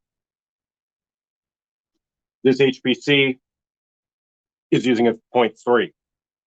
Either one will work, but we're just showing you how you can use ultrafine needle nozzle setups. Okay. Now, one thing that we did on this cab was, like we said earlier, is we painted it U.S. interior green. Yes, it's a military color, or it says it's a military color on the bottle with the FS number. But a lot of, colors are colors. This is the exact color for your interior cab, and we've done the research. Let's move this. Show you that maybe a little later. And shake it up and throw this primer away so we don't. All the bottles have a glass marble in there for mixing. So one thing that we noticed here when we did a test fit of the cab is that there's your interior. The body is the interior, okay? So what we're going to do is we are going to just quickly, actually, we don't even have to mask that because when we do the gray, we'll remask it. So let's move back over to number, I apologize. Okay, this is Mission Models MMP number 138, extra dark sea gray. It's a perfect match for SP gray, as is number 84 gunship gray. So what we're going to do is we're going to add 40 drops of paint. The bottles are very easy to measure out your drops. See, 1, 2, 3. Okay. But once you get used to using it, like I said, you can eyeball it. We've got our polyurethane mix additive. Show you how quickly and easily. There's no crazy science or anything like that. Just slip the cap open, and we've got about 40 drops of paint in here. We're going to add 1, 2, 3, 4, 5. Well, we put 6 in. May not be our exact typical ratios. That's not really, but we can even add 1 more. Why not? Just to go to show you. It's not going to hurt. All right, so we've mechanically stirred that. The poly and the paint are mixed together there. Now we're going to add our thinner. Okay, 1, 2, 3, 4, 5. We put about 5 in. All right, so you can see the consistency. Now, all of our paint has a slightly different consistency based on the value of the pigments. White might be a little heavier, grays are a little thinner. Just depends on the pigment. We use all organic pigments. They're archival, they're fine art grade, and they're organic. Also light fast, so they won't fade. All right, so we've mixed that up.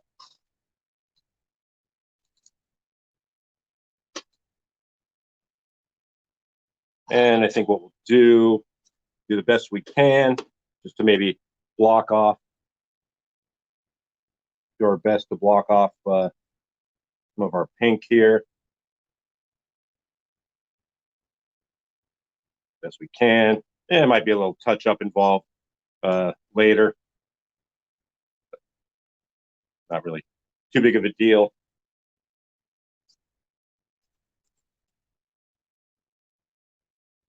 Masking can be one of the most tedious parts because you just want to get it right.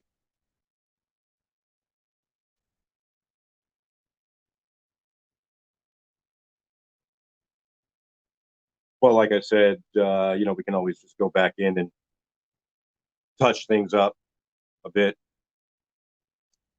And we're masking over the pink because that's where the red's going to go. We don't want to get our gray on the pink because then our red will be, in those areas will be a little too dark. But if we go in and, weather or whatever, kind of won't make a difference. All right, so we've masked that off.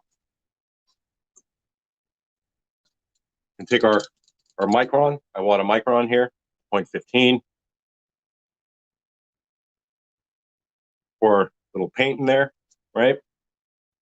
We're going to close the MAC valve. We're going to crack it open a little bit. And you can see how fine we can go. All right. Yep, because we're live. We're gonna do a little paint. Keep your tools clean. All right. Okay. Open up the MAC valve. Get a feeling for your spray pattern. And let's get this back up on some sort of something here.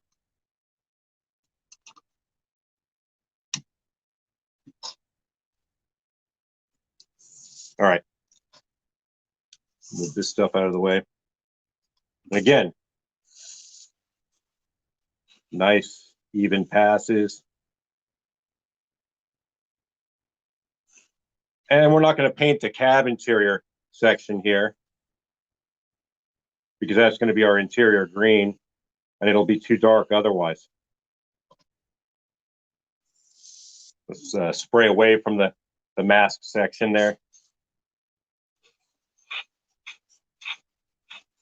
About 2 to 3 inches away from the work. You can see how far the paint goes. It's a small amount. Nice and opaque, nice and smooth.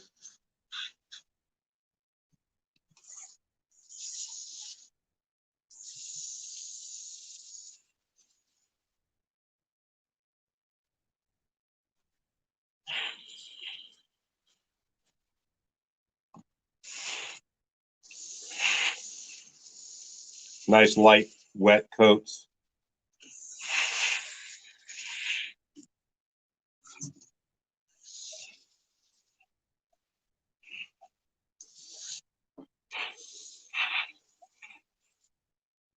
Yep, still got a lot of paint in there.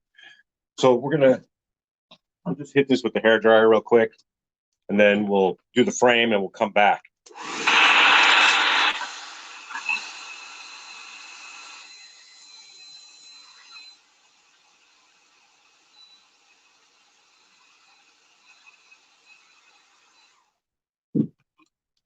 Yeah.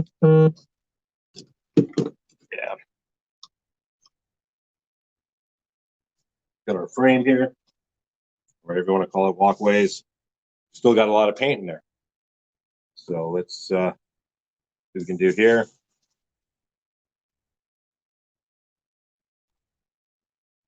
Probably end up painting my hands, just given what we're doing here. All right.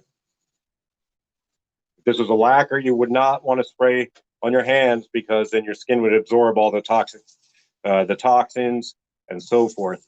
So one of the nice things about the Mission Models lines of paint is that it's not going to make you sick like a lacquer or solvent-based, toxic solvent-based paint.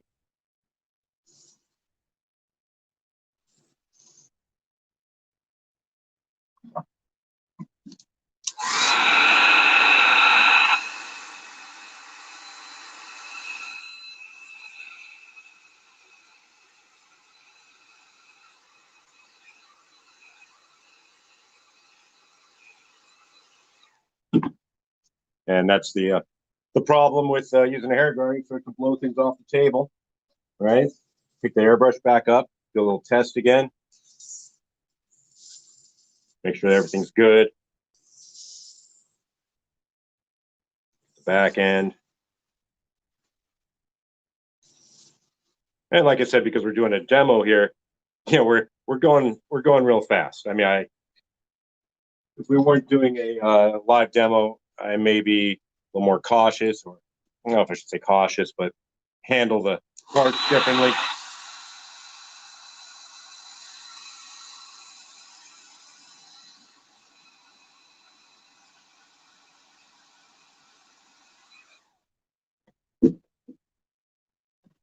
Find any light voids in there.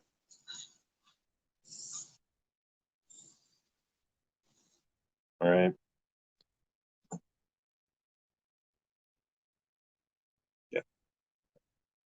And we'll put this here, come back to our main body shell. And you can see how we have voids and things like that. So you hear that noise, that means we were out of paint. So we're going to add the rest of the cup into the airbrush.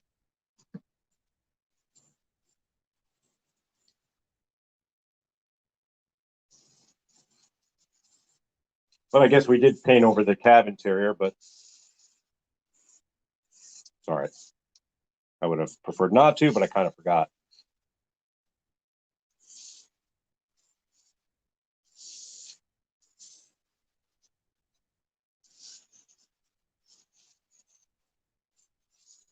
All right. That's pretty solid, I would say.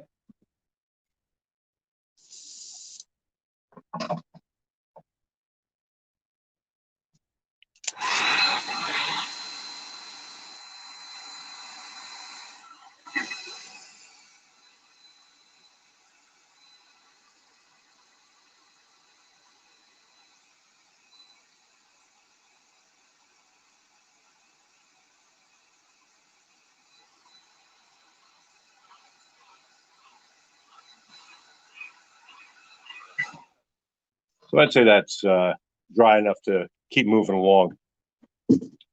So next, what we're going to do is we will move the walkways. Okay. Not forget to clean our airbrush. Right. We do it again. And even when we do demos, we always talk about it. We do it over and over and over again. About the most important thing is keeping your airbrush clean. If you don't keep your airbrush clean and you don't take care of your tools, you will have problems, guaranteed. That's where you're going to start finding your clogging, irregular spray patterns, all that kind of stuff. It's imperative that you always clean your airbrush. All right, so take a little thinner from down in the cavity, wiping off anything inside the bowl there on the Q-tip, throw it away. Q-tips are inexpensive, so don't worry about you're not wasting them, just throw them away, don't reuse them. Okay, get a little bit of it very carefully, get a little, if there's any kind of anything left over on the needle there, a couple more drops for good measure, just in the cavity, it's all you need. Right, just spray it through and we're totally clean. Right. Okay. Make sure there's no thinner or anything like that on my hands. One thing you always want to do before you really start painting and you're going to be handling the model is wash your hands with a good detergent, dishwashing soap. Remove any oil off your hands, or if you're sweating, or if you had lunch and you had some fried chicken and it's great lunch and you're like, I'm going to go paint. Even if you wipe your hands off on your jeans or your shirt or a towel or whatever, and then you go, pick up the model, you can't see anything any residual, and that's what you'll start burning oil fingerprints into the paint. And once that happens, you can't get rid of that oil. Even if you try and paint over it, it'll just continue burning, burning back through. So just always make sure that your hands are clean. So our next step is, this will be a slightly, I shouldn't say tricky masking job, but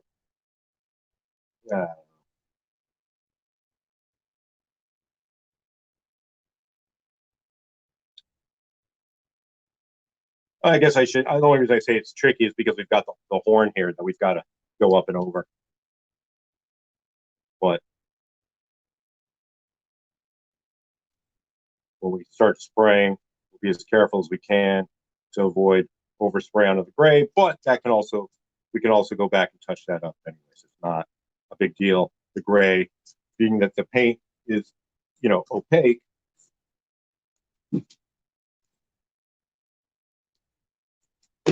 it'll cover any of the green overspray.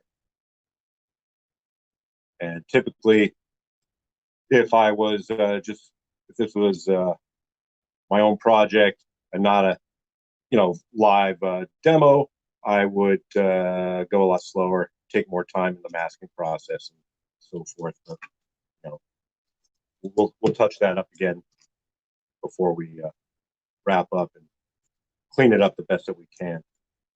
Okay. So, all right. So we've masked that off. We're going to take our number 59 U.S. interior green. Now the green's going to end up being darker now that we're going over a dark gray. That's why I didn't want to go over that's why I didn't want to paint that interior gray. I just forgot. And these are what's called mistakes. Mistakes happen. It is what it is. You go back and fix it. In theory, we could go back in and just reprime or use a lighter gray over this and then do the green and so forth. But then again, it might be nice because it might also be a blessing because we don't necessarily want the green to be real bright since it's the interior of the cab. So I should have pointed out, I've added about 30 drops of paint, about, I don't know, maybe it was like 4 drops of poly. And I'm going to, again, a little bit of thinner. I'm going to mechanically stir it up. And what's nice about using the microns or, this can go, whether it's a harder Steenbeck or whatever the brand is, but using finer needle nozzles will allow you, more precision options in what we're going to do, even though it's kind of a broad, large surface. We're just trying to have more control around the tape. All right, so you see, I haven't used any kind of mixing, stirring sticks, anything like that. Not necessary, don't have to. Okay, so we're going to spray through whatever. You can see how fine we can go. We can do hairlines as a lighter color, so it's okay. So make sure that we've sprayed everything through. I'm going to wipe my hands off. Just and we're going to spray our green. And going over the gray might be a good effect.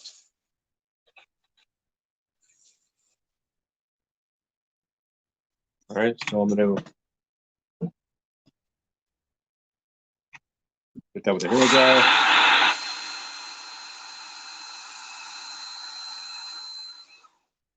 Going over the gray may give us the appearance of natural shadows inside the cab.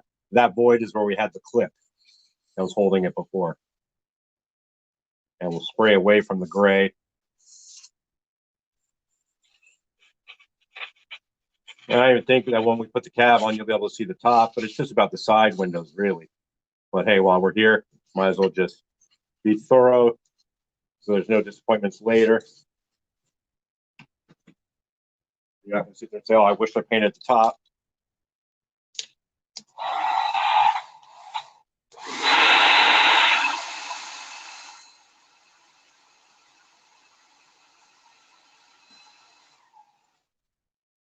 Right. And you can see how easy the paint is to use and how quickly we're just kind of moving along here, just cruising along.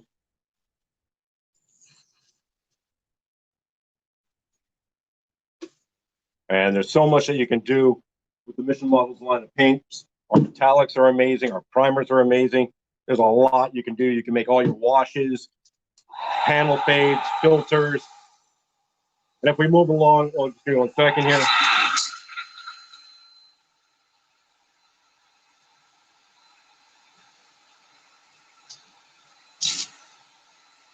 All right. So before I remove the paint, the tape, again, I'm going to clean the airbrush because I don't want to have any paint sitting in there for whatever odd reason.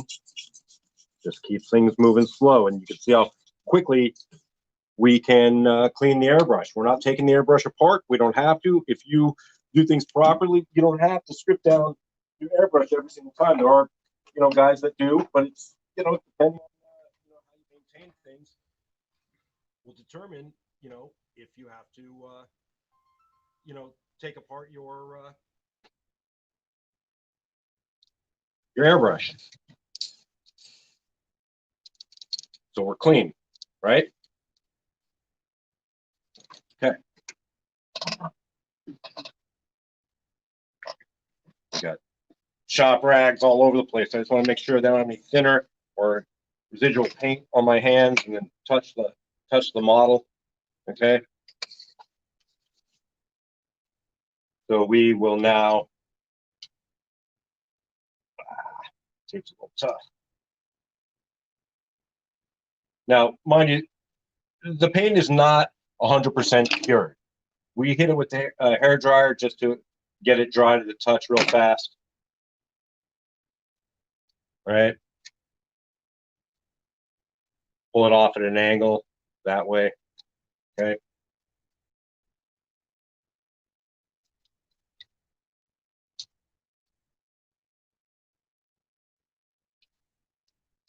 It's to me a tape that we're using. And you can see there's no lift. We didn't lift any paint at all. Did not peel. Always prime your models. Okay. It's imperative that you prime. If you don't prime, we can't help you if you're having issues. So just for example, boom, there we go. Look at that. So now we've got kind of our interior color. It's pretty good. All right. Okay, we're going to move this to the side. So our next step is we will remove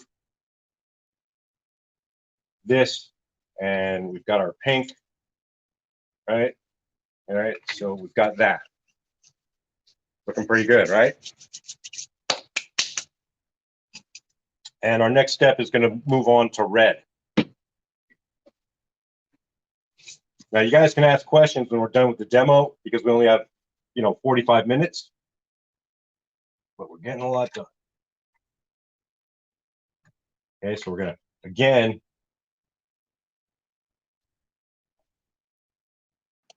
We got about 5 more minutes before we can do 4 questions, John. So keep on going if you want to. can what? All right. All right, well, what we'll do then is instead of painting both ends, since we've got 5 minutes, let's just shoot this red real quick.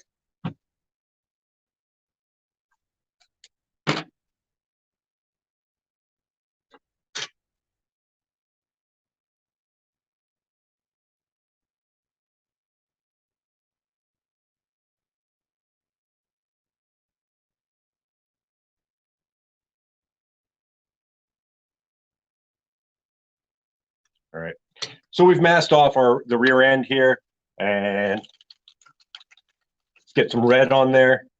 This way we can just, our red is a little thinner than the other colors. Show you how quickly actually we can move since we've only got about 5 minutes left. And I'm gonna show you how I'm just eyeballing things. Just a couple drops of thinner. So like I said, our thinner is very powerful. So I want to add a little more red just to thicken it up a bit. I'm eyeballing. You can do the same, but just follow our basic guidelines when you start. Then when you get a feel for how everything works, start eyeballing. Okay, we've got our red in there. Spray that through a bit.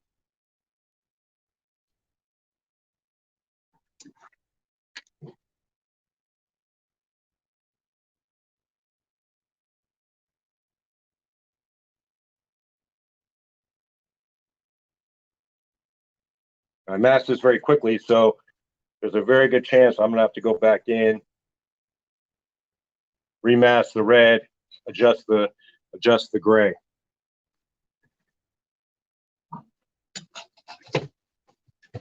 Now, even though this is just our standard red, we do have SPs.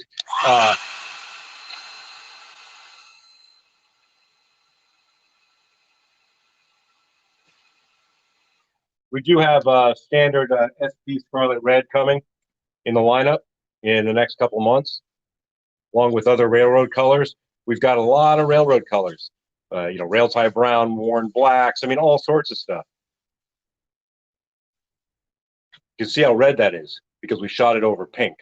There are some discrepancies there, but that's going to take a little touch up, a little remasking, really a little bit of respraying. Just because we're going, like I said, just because we're going fast. That's where some of the issues are coming into play.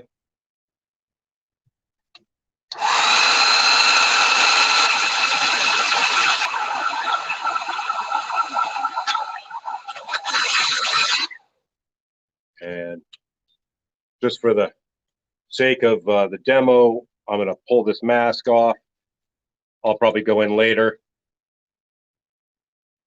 and properly finish it up. But you know what? We did a pretty good job there with the masking.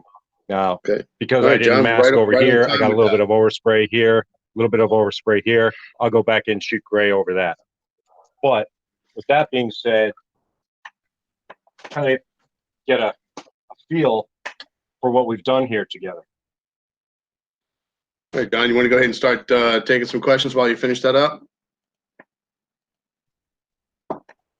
Oh yeah, absolutely.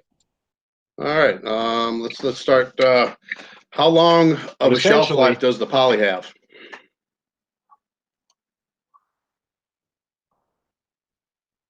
The poly, I mean, the poly has a long shelf life. It all depends on how you take care of it. You know, if you let it bake in the sun or leave it in your attic, or you live in Arizona or somewhere like that and you leave it in the garage and it's, 100 degrees and it's just cooking and baking, just like CA glue or, 2-part epoxy resins, it will kick over. You can optionally keep it in the fridge. I mean, it can last a year. It can last more than a year, but it's all about how, people just take care of their products. That's really the bottom line.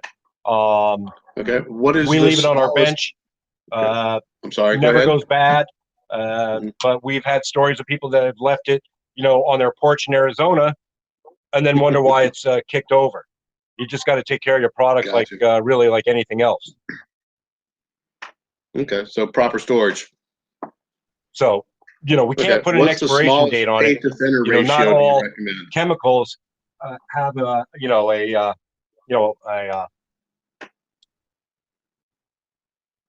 I'm sorry, one more time. What is the smallest paint to thinner ratio? Can you repeat that? Recommend? Sorry, I didn't hear you. The smallest paint to thinner ratio. I'd say 10%, 10% volume to paint, so 10% thinner to paint. 10% volume to paint. I mean, it depends. I mean, if you want to use experiment and use 1 drop if you need to. It just depends on how much paint that you're using. So, if it's say 10 drops of paint, maybe like 1 or 2 drops of thinner, give or take. Okay, so kind of like a trial and error almost, depending on what you're spraying. If it's 30, 40 drops, you might want to use depending between 4 and 6 drops of thinner. Mm-hmm. Okay. Next question: without a hair dryer, how long is the primer/paint drying time until you can handle it and apply the next coat or masking tape? For some reason, I apologize. It's hard to hear on the mic that we have through the phone. Can you just repeat that one more time real quick? Sure. Without the hair dryer, how long is the primer paint drying time until you can handle it? With the hair dryer, basically what we're doing is, what we're really doing is we're evaporating the water out of the paint. So when you apply the paint in a nice light wet coat, and when we mean light wet, it looks wet, but it's not running, right? Not flooded on. But when you hit it with a hair dryer, let's just say, from a distance, you don't want to cook it and get it real hot. But as soon as you start to see it go from a wet, shiny look to a flat, nice eggshell look, it's just literally as quickly as we just did it in the demo. It's dry to the touch. And when you apply it nice and wet, you're getting the proper adhesion. So just accelerating that drying time and watching it go from, kind of like water on concrete, as you sort of see the dampness evaporate out of the concrete and it goes to a flat kind of finish or look, you can go ahead and start working over it, because we were doing everything here in real time, masking right over it. And that, we were going fast. So we hit it with the hair dryer for like 30 seconds, give or take, and dry to the touch for handling it. We masked over it, painted over it, pulled the tape, remasked, pulled the tape. So you can go very, very quickly. Okay. All right. Next, what do you recommend for tip dry? Gentleman says he shoots 12 to 15 PSI and constantly gets tip dry, which alters the application qualities.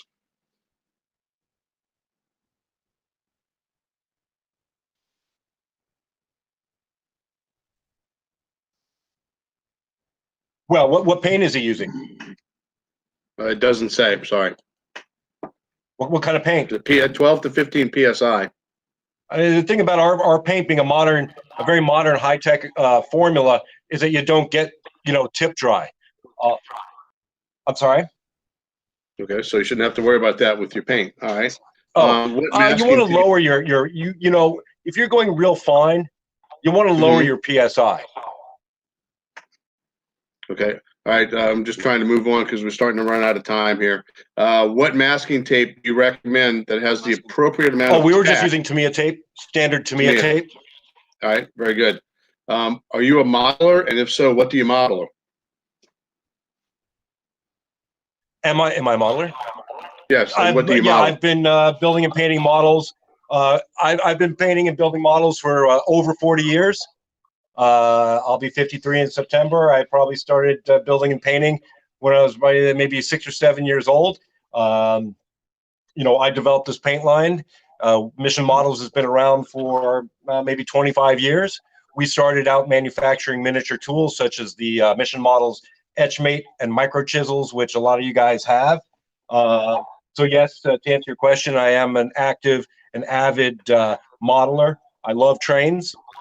And but really whatever floats my boat, whatever I like at the time is what I'll do.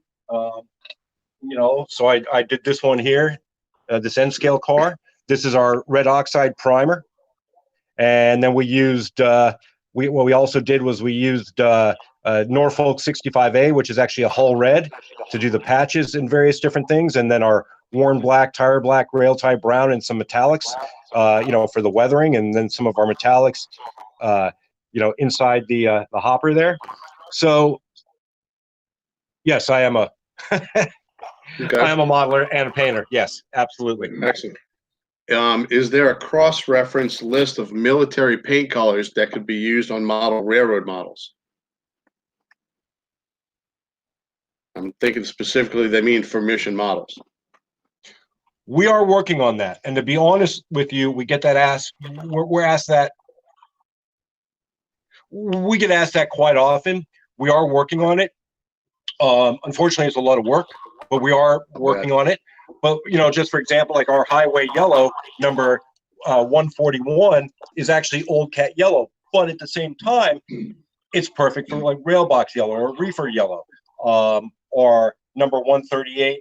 Extra dark sea gray, which is actually a British RAF World War II color, or gunship gray, which is a modern U.S. Air Force color, or it's used in a lot of applications on like Ospreys, things like that. It's also a perfect match for SP Lark gray. We have probably 20 different greens in our Russian World War II series of colors. There is a Pullman green in there, but another thing that we don't do is we're not going to double dip and take one color and say that it's another color, but we will be working on a cross-reference color chart. Or number 13, red oxide is a perfect red oxide. It's an exact match for boxcars, hoppers, all sorts of applications where you need a red oxide for rolling stock and so forth. So we do agree that a cross-reference chart would be very, very helpful. Okay. So one more real quick, because we're almost out of time. Yes. What prep, if any, is used with these paints for acetoplastic handrails?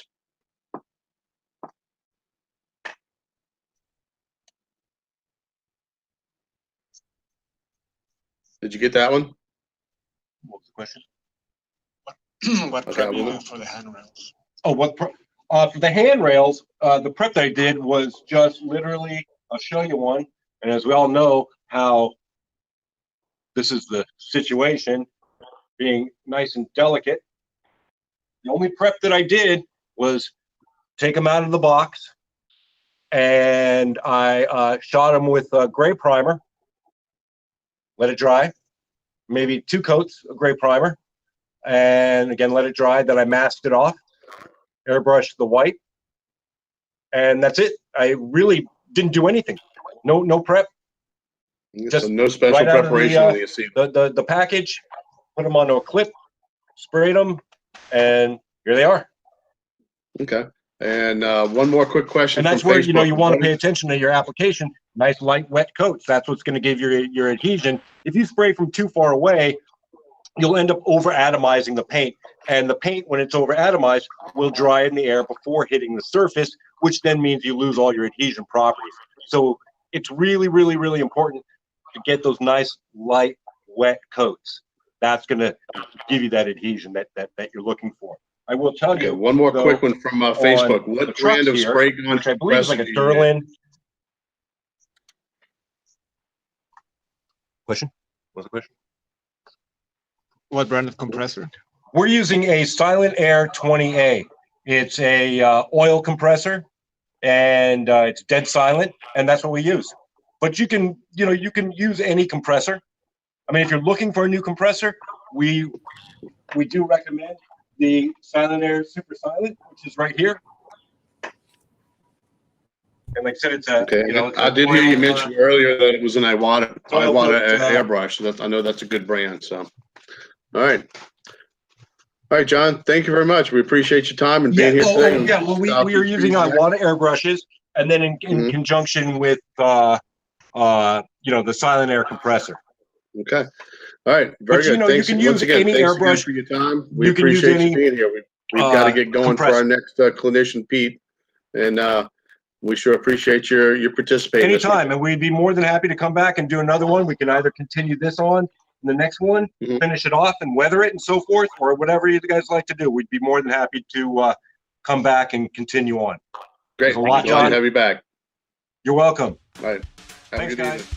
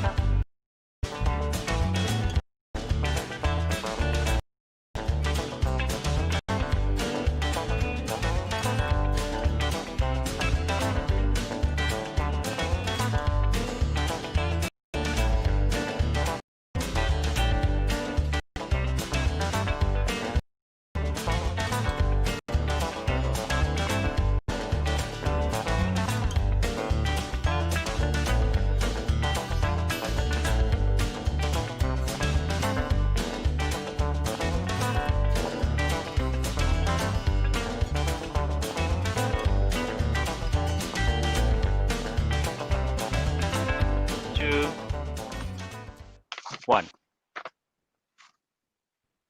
We live. Okay, good afternoon, everyone. Welcome back to room number 3 at the Southeast Region X convention of the NMRA. Again, my name's Ken Mason. I'm from Division 2 of Lone Star Region in the New Orleans area in Louisiana. And at this time, I'd like to introduce our next clinician. He's going to share some weathering techniques that are easy and with practice yield excellent results. He's the PSR San Diego director and owner of Dead Rail Installs. He lives in Oceanside, California, and we welcome him back, Pete Steinmetz. Welcome back, Pete. Thank you, Ken. Hey, that was a great intro. They wanted me to do a Don Pardo type, so I had to do it. But it's all you. Let's go ahead when you're ready. I'm going to unplug myself there. So our next clinician, he's going to share some weathering techniques that are easy and with practice yield excellent results. He's the PSR San Diego director and owner of Dead Rail Installs. Rule number 1, cannot watch yourself. That's the law of physics. Thank you. Whenever you're ready, Pete. I am ready, guys. So this clinic is going to be a little different from what I usually do. I usually do a lot of weathering clinics that involve pan pastels, and we're going to pick some parts out of here today. And what we're going to do is we're going to talk about a couple of different techniques. One of the techniques that we're going to use is called a wet palette. And the wet palette is just that. And I'm going to show you, I'm going to flip my camera. I am ready, guys. And show you this wet palette here. What a wet palette is just that. It's a wet surface that you put your paint on. And I put this little doodad dab of paint on. I put it on about midnight Eastern time last night, and it's still good to go. I'm going to show you. I'm going to add another one, and then I'm going to talk about how you do this. So it's a nice little dab. This is just simply Americana craft paint, the Walmart or Michael's special. And it's put on a wet palette. And what the wet palette does is it keeps the paint from drying out. How it does that is basically it's wet. And what you have underneath here, a couple of ways you can do it. How I did it is I did the frugal way, as I know most model railroaders don't like to waste a lot of money on stuff. It's simply a small plastic container stolen from our container stash in the cupboard. It's got some paper towels underneath them, folded up. There's about 4 layers of paper towels. I simply wet them, and then I put a piece of parchment paper over the top. For those of you that don't know what parchment paper is, it's paper that's used a lot in cooking and baking. Here's a piece, just a regular old piece of parchment paper, nothing to it. Where you can get it in grocery stores. You can buy, it comes in a roll. It's really cool stuff. If you get it, you'll use it, and you'll use it for more than just doing wet palettes. What this does is it keeps your paint moist, not wet, like sloppy wet, but just moist enough that it doesn't dry out. It's a really great feature. It only works on craft paint though, because if you were to try to put some type of thinner on the paper towels, you would not only have odor issues, but you would have other issues. If you tried it in a glass container, it may work, but it also may eat your paper towels. Another way that you can do it is you can use sponges, preferably the cello type sponges, which are the old-fashioned ones that I'm sure we all knew about when we were a kid. Avoid synthetic sponges. They don't hold the moisture as well, and they just aren't as good, the cello type sponge. You can also buy these. Wet palettes are about $15. A lot of times the military guys use them, or the art supply people use them, and they're pretty cool. And as you can see, the paint isn't actually, it doesn't run. It doesn't make it that moist. It still holds its shape. You can also mix paint. You can put a couple colors together and mix them, and then just pull them off to the side a little bit, and then you'll have your mixed paint. If you're doing weathering, mixing the paint in the wet palette is a really good way to do it because you'll vary your colors. So anyway, wet palette, that is it. We may come back to that a little bit later. The second thing we're going to talk about is dry brushing. Dry brushing is a technique that you use where you take your paint, and I'm actually going to use a little bit of the paint out of here, and you are going to dip your brush lightly in the paint, very lightly, and then you're going to take it and you're going to remove most of the paint. So you remove most of the paint, then you're going to take what you're going to put it on, which in this case is going to be a surface that I'm going to use for the AK weathering pencils that we'll get to in just a couple minutes. So what you're going to do is then you're just going to lightly brush it on there. Hopefully you can see that. Let me give it add a little bit of light to this scene. I have to watch it because my lights aren't LEDs and they get hot. So I'm going to go through that again. I'm dipping. Got a little paint on here. I'm going to wipe most of it off very lightly, and then I'm going to apply it to the surface. And that's dry brushing. You can do it really with any color. It's great for weathering. You can add layers for texture. That works really well. We'll do one more shot at it. As you can see, it's very subtle right now. And I'm just adding a little bit more to it. One of the things that over the years when I was a kid, I used to buy, my paintbrushes and stuff, and I didn't think too much about it. There wasn't a huge variety. And this actual paintbrush is an old, I don't know if you can read it on there. It's an old Floqual #1 220 Sable Flat. I've had this paintbrush since, maybe late 60s, early 70s.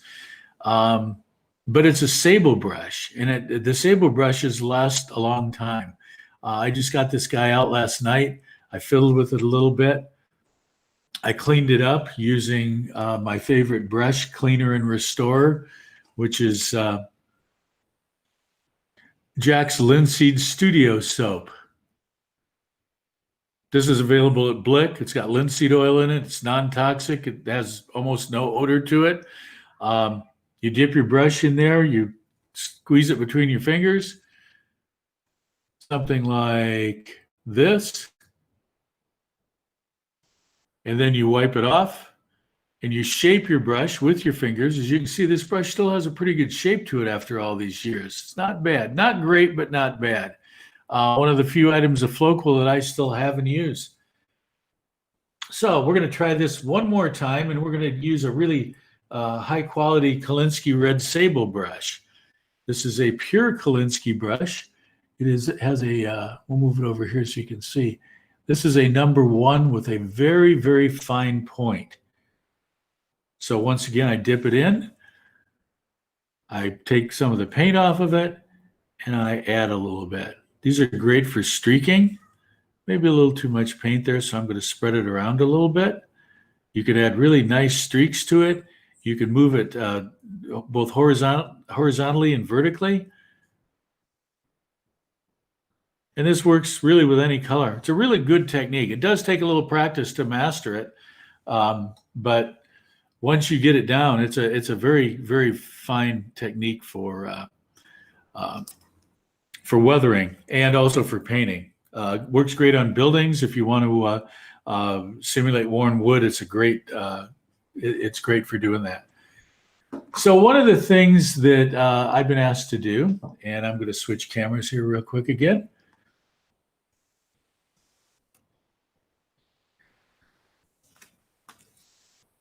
This clinic should be called the Martin Wahlberg Got Me to Spend a Lot of Money Clinic. I don't know if you guys know Martin, but Martin has Martin Wahlberg Scenic Studios. He's a Dutch guy, very fine person, good modeler, and he has his products distributed through Scenic Express. He's a real master at doing a lot of flocking and weathering techniques that are very, very realistic. I suggest if you're into doing scenery and that type of thing, that you take a look at Scenic Express on the Martin Wahlberg offerings. Martin told me about these weathering pencils, and I happened to be going to the Netherlands in March, just before everything shut down. I was actually there when it shut down, and Martin managed to get me a set of these weathering pencils. They were not at the time very easy to get in the U.S. They are now. This set consists of 37 weathering pencils, or 37 pencils that can be used for weathering. Comes in many different colors, which I'll show you a few of here momentarily. People say, well, why should I buy these? These are more expensive than buying, say, some of the ones that you pick up at the art supply store. And one of the big advantages of these is they're 17 centimeters. The lead part is 17 centimeters round. And it has it's a semi-grease paint. It's not really like some of the ones that you buy, the Prismacolor ones. They are not grease paint. What does that do? It makes it so that it sticks really well to what you're doing. They can be used both wet and dry. They work best on a matte finish. So I spray my favorite, which is Tamiya TS80, clear flat, works great.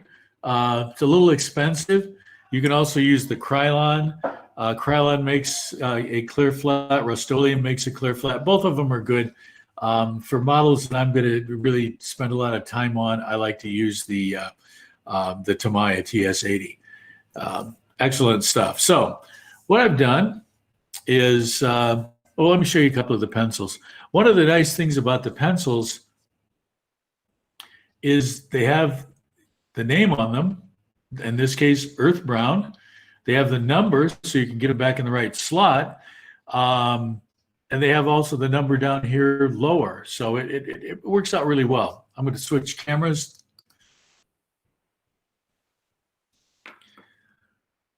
So this particular one, it's Earth Brown, AK. It has the number in the box corresponding to its slot in the box. W, which I imagine is for weathering, and then the 28 down here again. So you can definitely see what you've got. What I did this morning is I just took some plastic sheet and I spray painted it. This particular color that we're going to use is Tamiya AS9. We'll show it AS9, which is called dark green RAF. And it's a pretty good color. I just chose it because I wanted to have some contrast with for what I'm going to do. So we're going to take a different color. We're going to call this Dust Rain Marks. And we are going to just do a little bit dry. And I'm just going to run it down here. So this would be a rain mark. And then if you've got a dusty surface, you can just go along here and fill it in. These pencils sharpen very well. You don't need a really fine tip point to be able to do this kind of stuff. The other thing you're going to do also is you're going to run into a lot of times where you're going to go like this. You're going to use the side of the pencil. You're going to find a raised surface that needs to be and use the side. Works very well. So we've gotten our surface a little bit dusty. Another thing we can do is we can add other colors to it. This is a buff, which is a similar color to the dust rain marks, but the shade is a little bit different. So we're going to run a buff line down here. A little bit more yellow to it than the rain marks. Rain marks are a little bit more gray. But as you can see, you can blend it together and come up with different shades of stuff, and it blends right on your surface. Make sure you're using a matte surface.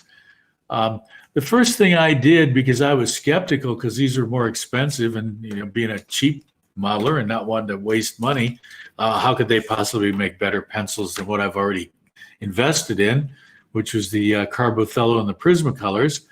So I went down to my local hobby shop, not train store, but hobby shop.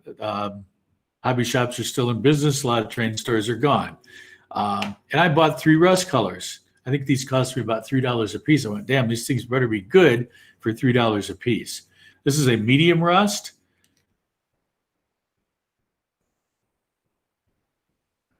Which is a nice color. Doesn't show up great on this green. This is a light rust. Put it over here next to it. You can see this shows up a little bit better. It's a little bit lighter.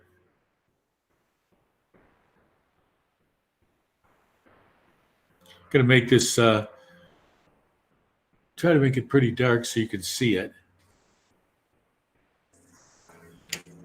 And there's one called dark rust, which is really a lot darker, obviously, which is why they call it dark rust.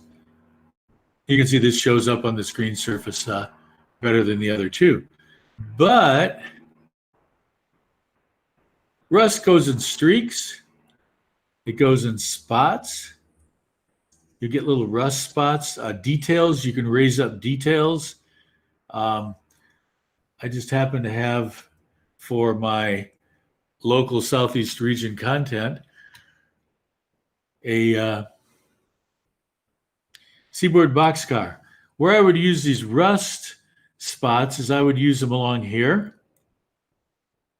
I would use them right here. I would run a line. This Boxcar is an Intermountain, and it has been coated with the Tamiya Clear Flat this morning. This is a little hard to see because the color blends in, but you can see it. So that's got some rust spots there. You might have some rust coming off the roof. And this is really good for getting rust on the raised rivets.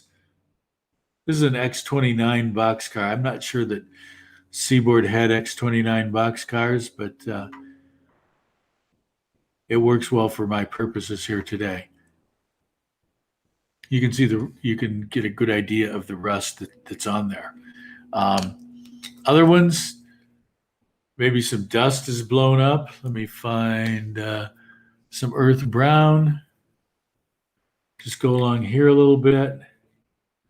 You can color it. Normally I'd be doing this with the pan pastels and then filling in with the details with the pencils later. But people said they wanted to see just strictly a pencil clinic, so here we go. This is streaking dirt, one of my favorites. So we're going to make a little bit of streaking dirt along here. Because, the dirt comes up from the roadbed up. So you've got some streaking dirt. Maybe there's some rust in there.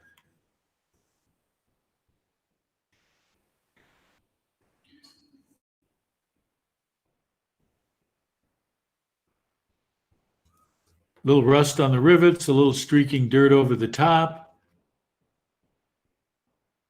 and below.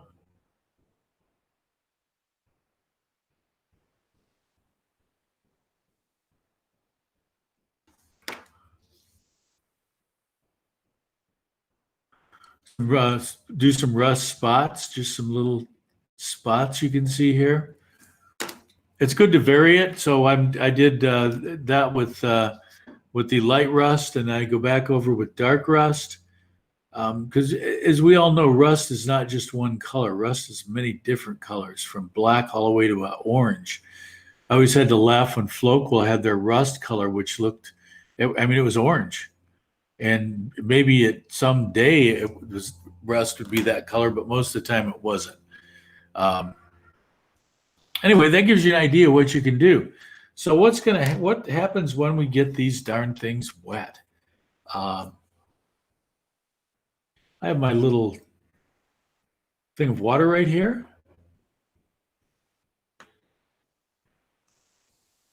Dip it in, and you want to use water. You do not want to use alcohol. It won't work as well with alcohol. So I take this, I let it set for a second, and I am going to go down over this. A little bit more water.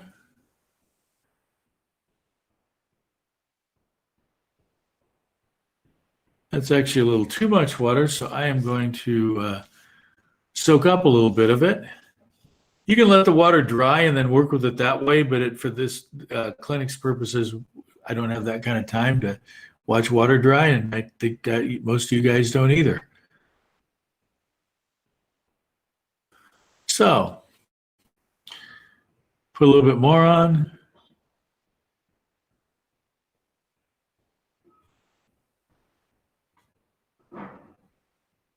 Okay, we're going to take the light rust next, just for our contrast purposes. We're going to wet that. We're going to stick it over here. You can see that a little bit better. It's funny, when I do these car weathering things, I always end up with a lot of half-weathered cars, and where one side's weathered and the other side's not. So I sat down one night and went over and finished off all of the half-weathered cars I had so I could actually run them and not feel that they looked stupid. So what I'm going to do next is I am going to draw this rust down using this brush is dry. So I'm absorbing some of the colors, drawing it down a little bit. A little too dry, so I'm going to add some more, another little blob or two of rust. I'm going to get the brush slightly wet. I just wet it a little bit, but I'm also going to wipe it off on this paper towel.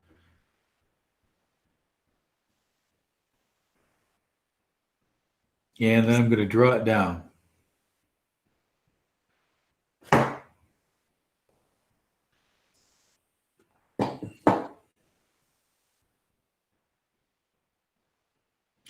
I'm more using this this light rust color so that you can see it better, not to be totally realistic. But as you can see, when I draw it down, it makes some spots. And I'm going to take a little bit of this and I'm going to pull it off the roof a bit. And I'm going to add a little bit more. If you let the pencil dry, you're going to get kind of something that's a little bit more globby. Once again, dip the brush, remove some of the moisture, and draw it down.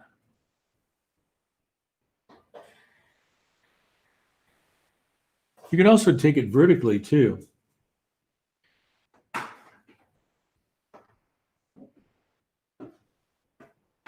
So I'm over here where I did this row of rivets and I did these dry. But with my slightly damp brush, I can fiddle with those too.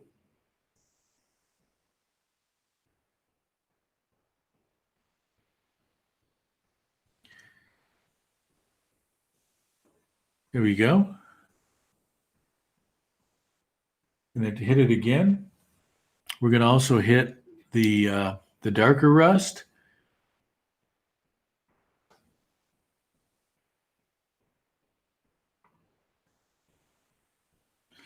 What I'm going to do is leave a small puddle here. And we're going to take that. We're not going to mess with the brush. We're going to leave the light rust on there, and we're going to just start filling with the dark rust.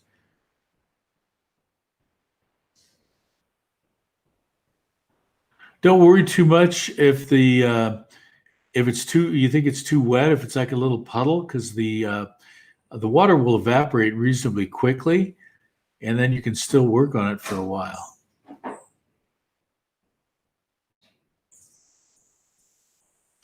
So that gives you an idea of what's going on with that. We're going to go back to our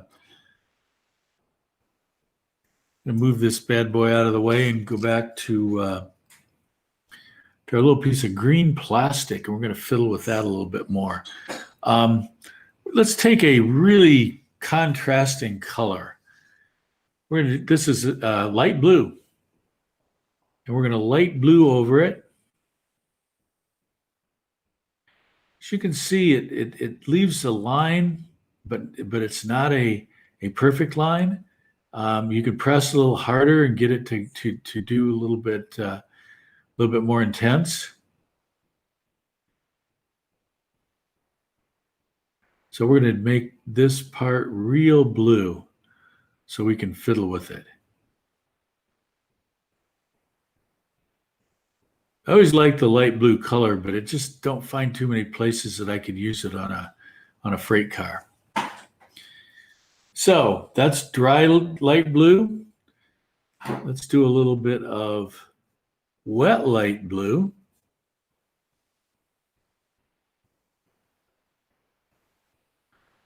So I'm making a little puddle of blue. And then we are going to, we're actually going to clean our brush a little bit and get that rust color off of there. And we're going to draw it down.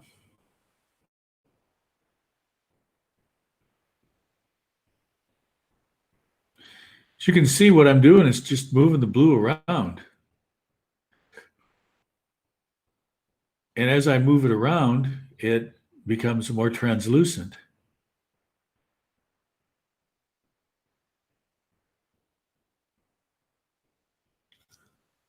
Got that? Works good. One of the things you're going to want to do, I already showed you highlighting the edges. You can create great transitions. Let's take a blue and a earth brown, and we're going to create a transition.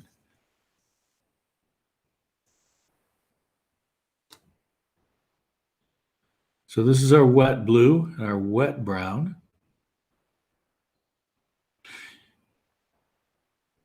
Realizing what I'm trying to do here is just show you how this stuff works, not be totally accurate on how you do this. I'm using colors that wouldn't normally go together to just show you transitions. Because if I took a couple of colors that were very similar and tried to do it on this, unless you guys had super monitors, you wouldn't be able to tell the difference. So this is just kind of one of those. I'm doing a lot to show you some things. So we're going to move some of this around. Get it in with the blue.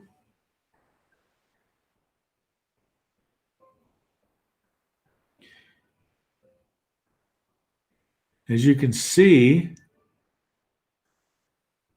we're technically trying to dry brush this a little bit because we've got most of our color off, and we're just spreading things around.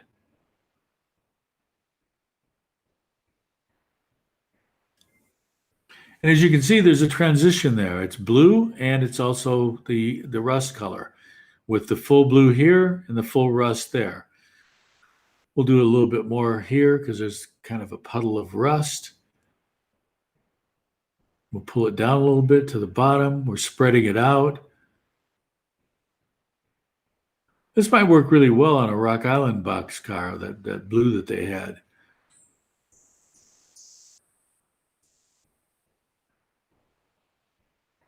Anyways, you can see there's a very smooth transition between the two of these colors. With your rust color here, that's subtle because it's been spread around and blended in over the top of the blue, and with your full blue here, and there's really almost there's no real line there. It's just it just flows together smoothly. One of the really nice things about these pencils is they have a chromatic richness effect, which you can see here. The effect is I mean, it's a brilliant color, and the colors stand out. You can see here with the rust colors that I did, the 3 rust colors, they all stand out. yet they're not overpowering. They stand out, but yet they blend in. And for a lot of weathering situations that you aren't doing a rust bucket, you want to do something more subtle. That works really well. For some of the guys that are doing the rust bucket, you might want to slop a little bit more color on there. But the chromatic effect is really good. Let me see. There's a scratches gray one that I want to use. Gray number 30. Let me find 30. Here we go. Streaking dirt, which we showed on the Boxcar. I like the streaking dirt. We're going to go back to the Boxcar just for a minute, and I'm going to show you a couple of more things. So the streaking dirt it's kind of a gray, but yet it's not. We're going to do this wet.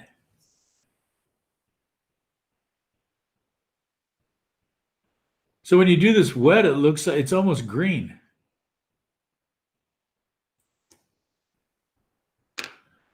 The more I use these pencils, the more I really like them. So I've got my 00 Kolinsky red sable brush, and I'm going to move some stuff around. This down here was done dry. Always helps if I get the right thing in here. So I put this on here, I move it around. It almost looks a little green, but as I move it, it's going to take on the color of the car because it's really translucent. So I'm getting down here, moving it along here. Once again, this is very subtle stuff, which to me, I like subtle weathering. Yeah, every train has rust buckets in them, but a lot of them are just a little bit more subtle. The time period I model is transition era, and it is, so I'm not going to see graffiti on the cars that I have. I got an idea a few years ago to sell some cars on eBay and weathered cars. So I weathered some and I put them on there, and it was like nothing. And I thought, and I got some decals from one of the companies that makes graffiti decals, and I put those on a couple of modern cars, and man, those things sold like hotcakes. The ones with transition with no graffiti, they just sat.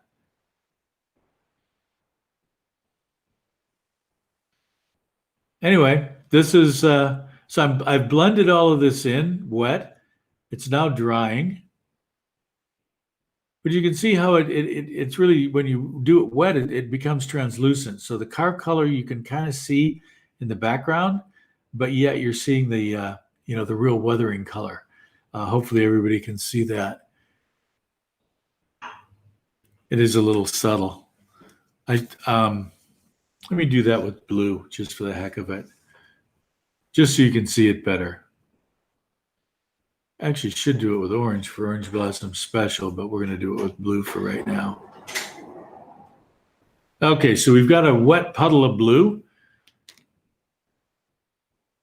We're going to take our brush. We're going to clean off the dirt color. And then we're going to go back in here. We're going to spread it around a little bit. We're going to take that puddle of blue and move it. And as you can see,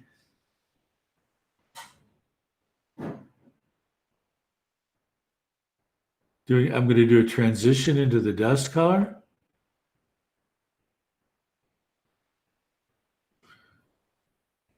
Going to move it around a little bit. For this, I can draw it down.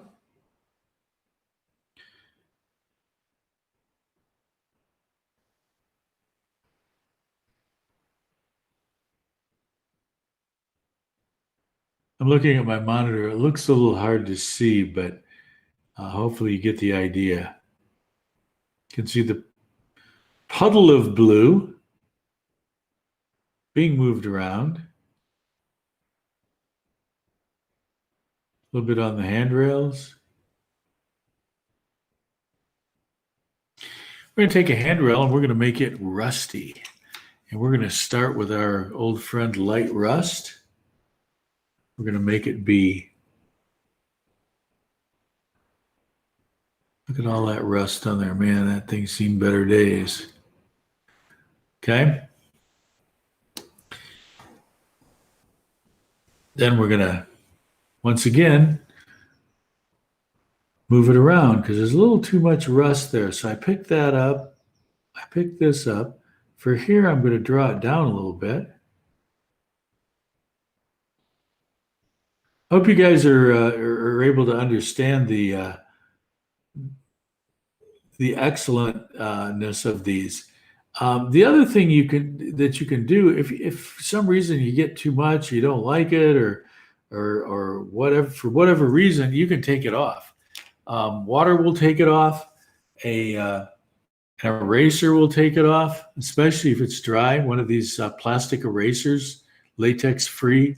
I mean, these things have been around forever, and you can just go over and remove it.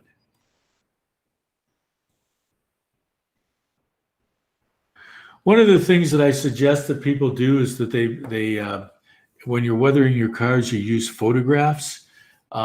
If you think you know what a weathered car is going to look like, and you weather it and it just isn't quite right, and you hold a photograph up to it, you're going to see where the problems lie. So I strongly encourage people to use photographs. This car is just getting fiddled with, but when I'm done and want to seriously weather it, I will pull some photographs out. The photographs don't necessarily need to be of the exact car or even the exact railroad you're using. But they do need to be something close. Like for instance, if you have a train that goes back and forth to the mine, and that's all it does is go back and forth to the mine, then it's going to have a different type of weathering than something that might run system wide and see all kinds of different weather conditions. So keep that in mind. It's not much to find the photos online and just look at them. I'm doing some bridges for our train club here in Oceanside, and the bridges are a replica of Abo Canyon. So I went and downloaded about 20 photos of Abo Canyon bridges before they double tracked it, because that's the era we're modeling, and was able to work really well with these bridges and get the colors right and all that. The hardest part was not so much weathering the bridge, it was weathering the abutments, because they started out a concrete color and then they changed over the years, and then they had rust from the bridges washing down on them. Let's talk for a minute about brushes. I have a whole nother clinic about paintbrushes. And when I was a kid, I bought brushes. I showed you that Flocal one a few minutes ago. That's how many ever years old, at least 50. And what I found was these brushes that I bought, the Grumbachers and some of the other ones that were red sable, the brush was still okay, but the handles were falling apart. So I went out to try to find some new brushes, and I did some research. And I found out that the finest brushes now are called Kolinsky Red Sable brushes. They're fine because they hold their tip very well. Unlike any of the 10 for $2 brushes you get at the craft store or the art supply store. Those things are all right. There's a place for them. But if you really want to do some fine work, then you need good brushes. And when I buy tools, of which brush is part of my toolkit, I only like to buy them once. I don't like to buy one and have it wear out and then have to throw it away. So I try to buy good tools that are going to last a long time. Dick Blick sells these. They're expensive. I mean, this particular brush is probably $10 right now. But they work really well. To me, they're worth it because I only buy them once. I did go a little bit overboard and bought them. And my friend Martin found some brushes in the UK by a company called Artist Opus. I'm trying to get one out of its protective case because they come in a very protective case.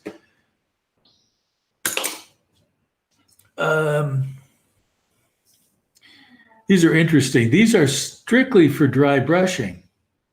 And as you can see on the end here, it's really a rounded end. It's soft. Let's pull our color palette, our wet palette out here for just a minute. We're going to just put a little dab of that on here. So you can see there's just a dab on the brush. We're going to do our rubbing it off, getting most of it off. This line was designed for figure painters, of which, so I'm just drawing it down here.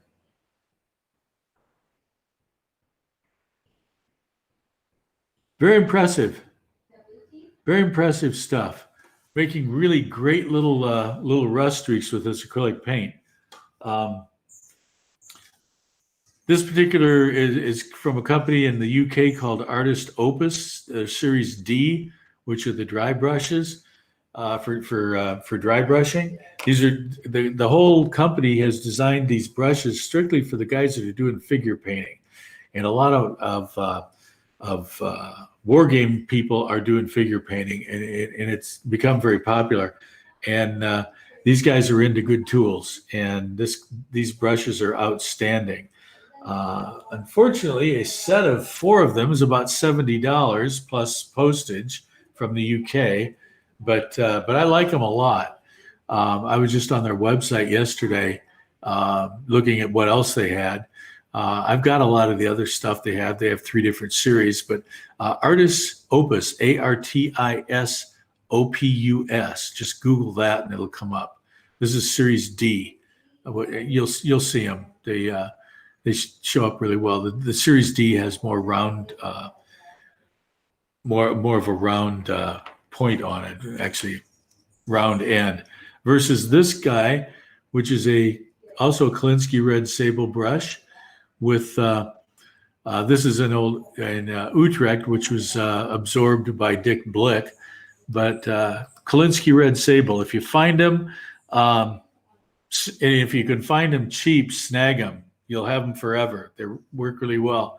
Off on a small tangent, a Kolinsky red sable comes from the tail of a weasel that only lives in the Kamchatka Peninsula in the USSR, and they don't have to actually harm them to get the tail off. So it's not like you're killing a whole weasel to get that much brush. Anyway, they're really good brushes. I highly recommend them. So let's see, we have about 5 minutes, and keep your questions coming in because Speed's going to give me questions, and we're going to talk a little bit more. Let's practice a little bit more with a different color on here. I hope everybody is able to see this. And another thing you can do at the end, you can take what I use for applying pan pastels, which are these little eye makeup brushes that you get at Target. You get 24 of them for $2. They're just little foam brushes, and you can use those to go over here, and you can spread this stuff out. Now that was a dry spot. I'm going to go over the wet spot.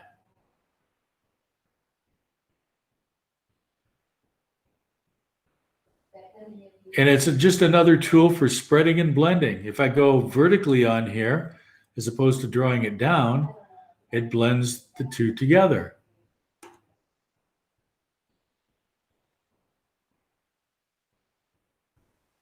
And once again, this was a wet application here. Let's try once again with one of the buff colors, dust and rain marks. We're going to put that on wet.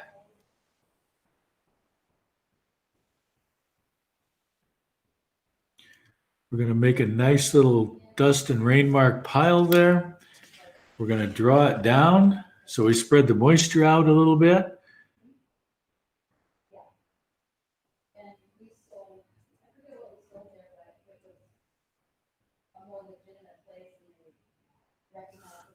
put a little bit on here.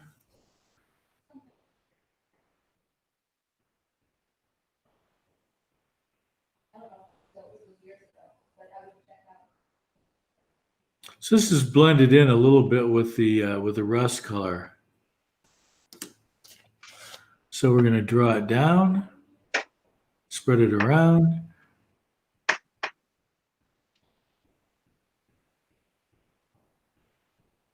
All I'm really trying to do here is to get a little bit of moisture out. But you'd be surprised how quickly the water evaporates. Okay, Pete, we have a few questions for you if you're about ready. Okay, so we've got it there. We're going to take our little foam brush. We're going to fiddle with it a little bit. Still a little wet. Let's take it and move it over here. I just want a slight amount of dampness on this foam, and we're going to see what happens with a slight amount of dampness. Taking it on the dry side. As you can see, it disappears a little bit, but it really blends this color over the top of this color blends very nicely. So really weathering is all about blending colors. And once you're able to blend colors, then you're halfway there. One of the things that I'll say about weathering is practice, practice, practice. Because practicing,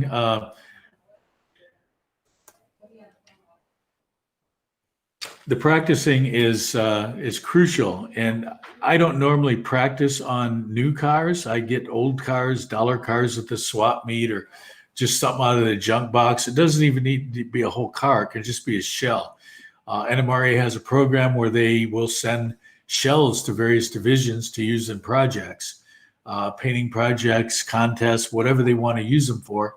But they get shells. And if you're interested, ask your local superintendent or director about the shells, because they can get them and NMRA will send them more than they could ever possibly use. Ken, do you want me at 5 minutes till or 10 minutes till? But whenever you're ready, Pete, we have a few questions for you.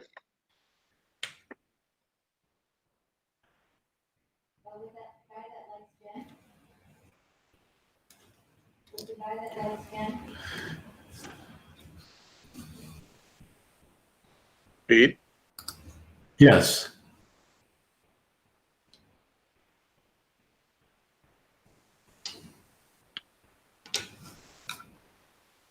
Pete, can you hear me okay? We have a few questions for you.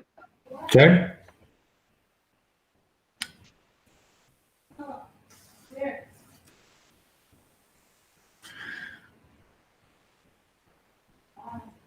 Take it away.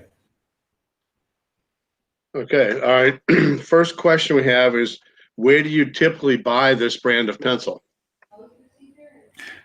You can buy them you can buy them directly from AK Interactive.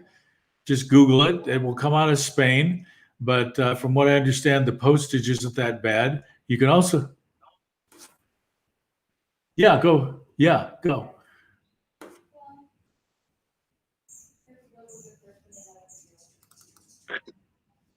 Okay, Ken. do you know if they ever carry them at Hobby Lobby or Michael's, or do you have to maybe get them from an art supply store, or is it just online?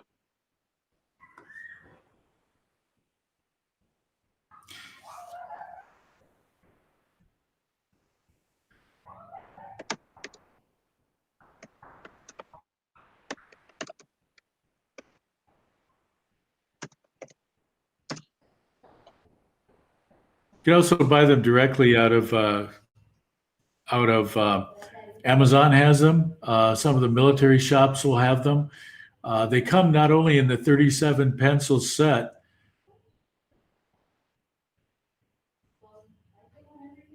Well, they have a 37 pencil set, which I bought, but they also have 4 and 5 pencil sets. You can't buy them at Michael's or Hobby Lobby. They're not quite that sophisticated. You can buy other colored pencils, but they won't be the same as this. They won't have that semi-grease to them. Okay, that actually what you just said there answered the next question. Was how many colors? So obviously that took care of it with the 37 pencil set, or the 5-pack or whatever all other sets you can get. Here's a good question. I think is there any care needed when you sharpen these pencils?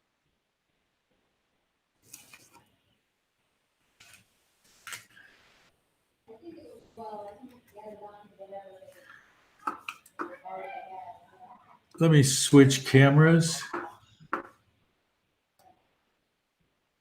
So the question was care and sharpening.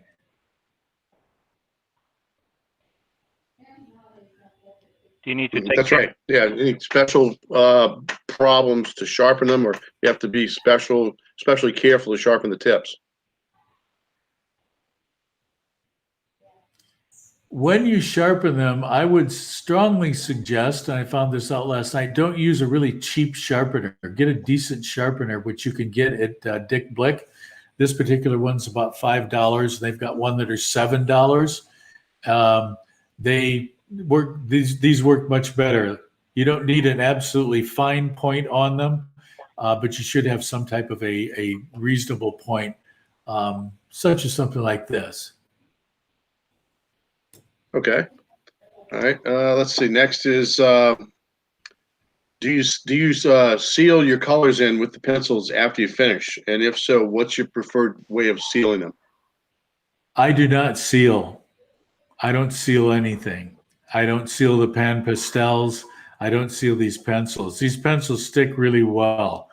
I mean, if you're handling it daily, you might have to reapply the pencil colors, but there's no reason to seal this stuff. This isn't like Do you powder. think if you tried to seal them, they might wash away? They might. You'll definitely lose some color, but you might. It's not like chucks. Gotcha. Okay. Let's see. Next, do you let things dry in the interim if applying different colors and working to weather a whole car to not inadvertently smudge?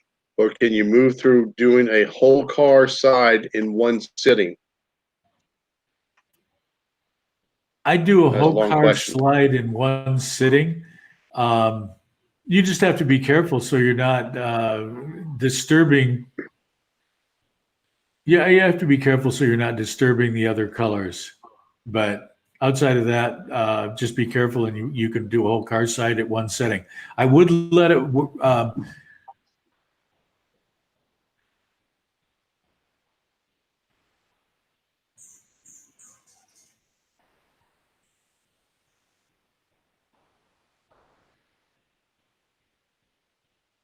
Okay. After you're done with the car side, I would let it dry before moving on to the ends or the top.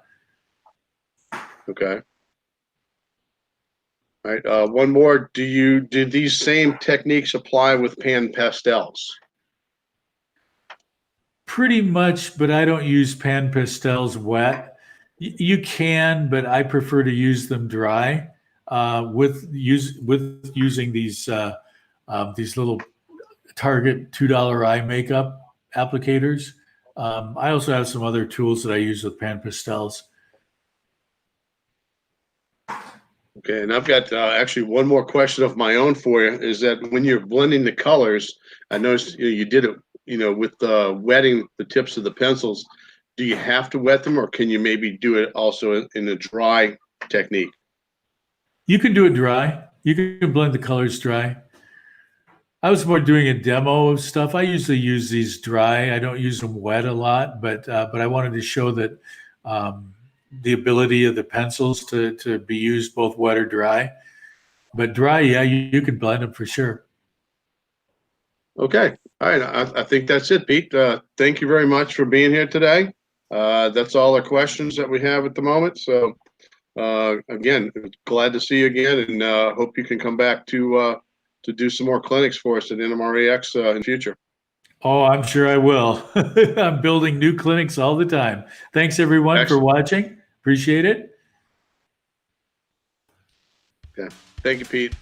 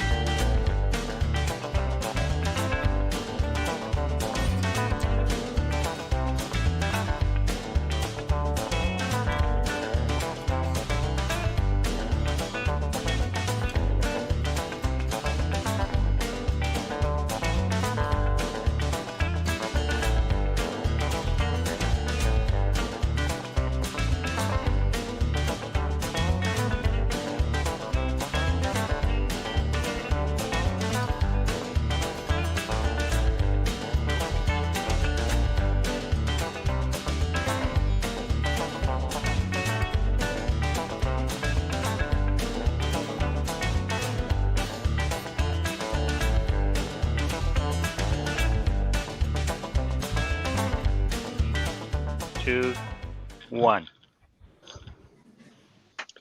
Okay, everyone, welcome back for part 2 of our Clinics with George Bogatuk. I'm Ken Mason. I'm from Division 2 of the Lone Star region in the New Orleans area in South Louisiana.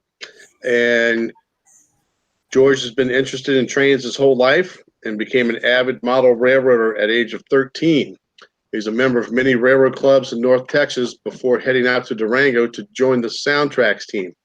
Almost 12 years later now, 12 years under his belt at Soundtracks, he enjoys sharing knowledge and helping give back to the model railroading community. Welcome back again to George Bogatuk. Hi, Hello, George. everybody. Hey, Ken. Good to be back. It was a long 2-hour break in between clinics here. So I was actually doing an installation during this time. So I've got to do what I can. So anyway, guys, this clinic, we're going to talk about diesel operation overview. Earlier today, we did a steam version where we kind of went into depth about all the steam locomotive decoders and a lot of the sounds that you can get. But what we're going to do in this one is we're going to talk about diesel operation overview. We're going to kind of talk about some of the sounds that you would hear, and that way you can see what kind of work we've put into the Tsunami 2 to help bring you Model Railroaders Reader's Choice Award winner 2 times for favorite sound decoder. So first thing we're going to do is we're going to review some Tsunami 2 diesel sound sets. We're just going to talk about all the different sound files that we have preloaded into our decoders to make sure that you can match the locomotives that you're trying to install the decoders into. Next up, we're going to talk briefly about our dynamic digital exhaust and the things that you can do with that. We're going to highlight some of the lesser known functions and some of the real railroading experience that we built into the decoder to help, again, bring you a more realistic railroading experience. And then we'll show you how all this relates to the prototype. So we're going to be going through quite a bit of stuff here. So you don't have to worry. There's no tests at the end. So just enjoy, relax. And if you have any questions, first of all, I'll refer you to our user's guides. You can find those at soundtracks.com under the under the reference tab. You'll find manuals and you'll find the Tsunami 2 diesel user's guide. And the user's guide is going to explain how all these features are set, as well as CV settings and things like that that you can do. You can also find the sound selection references, which we're about to talk about, and that'll give you the list of all of the different diesel prime movers that are associated with each of the decoders. So with that, we'll move forward. And with our decoders, we have up to 9 different diesel prime mover settings are preloaded into each decoder, and these are grouped by family. So as you can see here, you can see the families, and they're 4 major manufacturers. You have EMD, and then you have a second DMD. I'm going to talk a little bit more in detail about the distinction between the 2 of those next. We have a GE, Alco, and then this one here is the Baldwin and others. And I want to emphasize the others because others really highlights there's 4 Baldwin sounds, but then the rest of the sounds that are on there are of others that did not justify a separate part number. And we'll talk about that here in just a second. But we've included in the Tsunami 2 a massive memory chip that allows us to put all of these prime movers, including 44 air horns, 14 bells with different ring rates for a total of 50 ring options, dynamic brakes, independent automatic train brakes, and more, so that way you can help get the most realistic experience. So here's just kind of an overview of all of the different diesel prime movers that we have. And what I want to highlight here is the EMD, and then you'll see right below that the EMD2. And the distinction is the original EMD decoder is going to be preloaded with the most common and the most regularly occurring sound effects, or the prime mover recordings, I'm sorry, that you're going to find.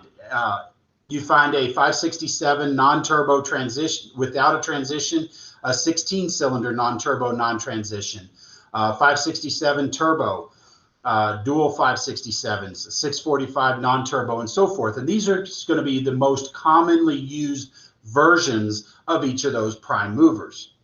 Now, when we have kind of created this because with the original Tsunami, it was the first time you could really in-depth hear that 16-bit sound systems, so that way you could distinguish between the different prototypes. Well, when we came out with the EMD with the Tsunami 2, had already expanded our prime mover list. But of course, there's always more. And we've got a few questions for some of the unique versions. And so we created an EMD2. And the EMD2 is labeled a -2. It was actually, we thought, a pretty fun play on words using the EMD nomenclature. But there were a lot of people that got too fixated on the -2. So I just tend to call it an EMD2. But think of it as a second collection of some of the more unique, odd versions of these prototype prime movers. So, for example, here, the 12-cylinder 567 non-turbo, you're going to hear that in a lot of the SW7s, SW9, SW12, and 1200s. That really has kind of an Alco feel to it. You also have some of the 12-cylinder 645 non-turbo for the MP15s, even the GP15s, which is one of my favorite locomotives, SW1500 and so forth. But the other one that's really distinctive here is the 20-cylinder 645E, which is in the EMD 645, or I'm sorry, the EMD SD45 series. And there's some unique differences in there. It's very subtle. I was demonstrating this in front of a room of ex-Santa Fe guys, and of course Santa Fe had a lot of these SD45s. And when I was playing the prime mover sound for them, we got to about notch 5 or notch 6, and I don't remember which one it was, but suddenly all in unison they said, "There it is," as if they had just heard that unique part of the 20-cylinder. And it was almost like you cued them to say it the way they did it. And so I was like, okay, so we've got this, we nailed it. That's good to know. And the idea is that it gives you more choices. So when you're looking at your decoder throughout this entire map here, when you're looking at your locomotive, take a couple of minutes, look online, try to find out what the prime mover is, and then find it in the list. Now, as I mentioned, we have our sound selection references and next to the manuals on our website at soundtracks.com, and it'll give you the full list as well as the CV settings to match the appropriate prime mover. We'll get into some of that here in just a little bit. But the last one I wanted to point out here on the Baldwin and others, there's 4 Baldwins on there. You've got the VO, the 608A, NA, and so forth. But you also have the Galloping Goose. We have a lot of questions because they missed that other word on the title. And they hear Baldwins, and so they say, well, wait a minute, where's the goose? Well, it's an other. So it's clumped in there with the Baldwin and others. You're also going to see a dual Whitcomb. The Fairbanks Morse lives there. And the NRE genset. And the only thing I'll really say right now about the genset, we don't really have a specific dedicated slide for it.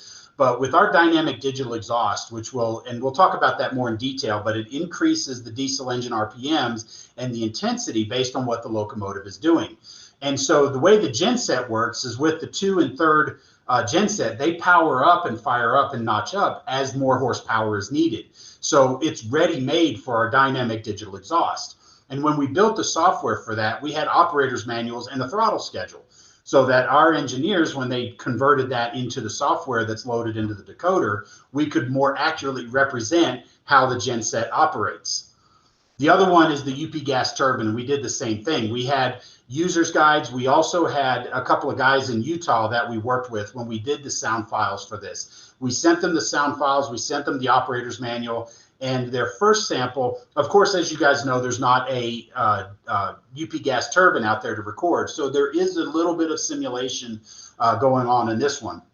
So we actually took a jet engine recorded off of an airplane and loaded it into the decoder. And when we sent that to them, their response was, less whine, more thunder.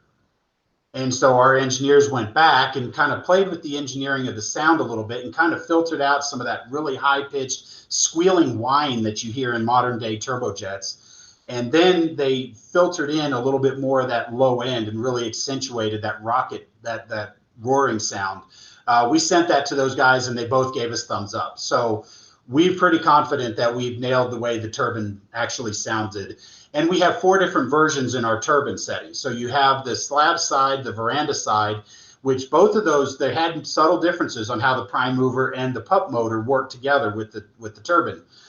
Then we also have the big blow A and big blow B unit, and those intelligently work together. So if you have an A unit and a B unit, you don't have to go in and make any special manipulation of horn and bell and things like that. the decoder automatically takes care of that for you. So we've done as much homework as we can to try to help make sure you've got the most accurate representation. So let's go through and set up a few of the CVs, like what we would look at when we were setting up our decoder. So in CV112, there's a few things that this does. First of which is when you send an emergency stop command to your decoder, we found documentation that shows that the prime mover will respond in two different ways. It'll either drop to idle, or it'll actually shut down and shut down the prime mover. And we kind of were going with one way or the other, but then when we found the second documentation, we went ahead and gave this as an option for you again, so you can spend a little bit of time, do some research, and see which way your railroad did. There's also a low pressure alarm bell. So when you first fire up the locomotive, whether you do it automatically with track power or you start it up with the F5, which we'll get into in just a few minutes, you'll hear that low pressure alarm bell before you actually hear the prime mover cranking up.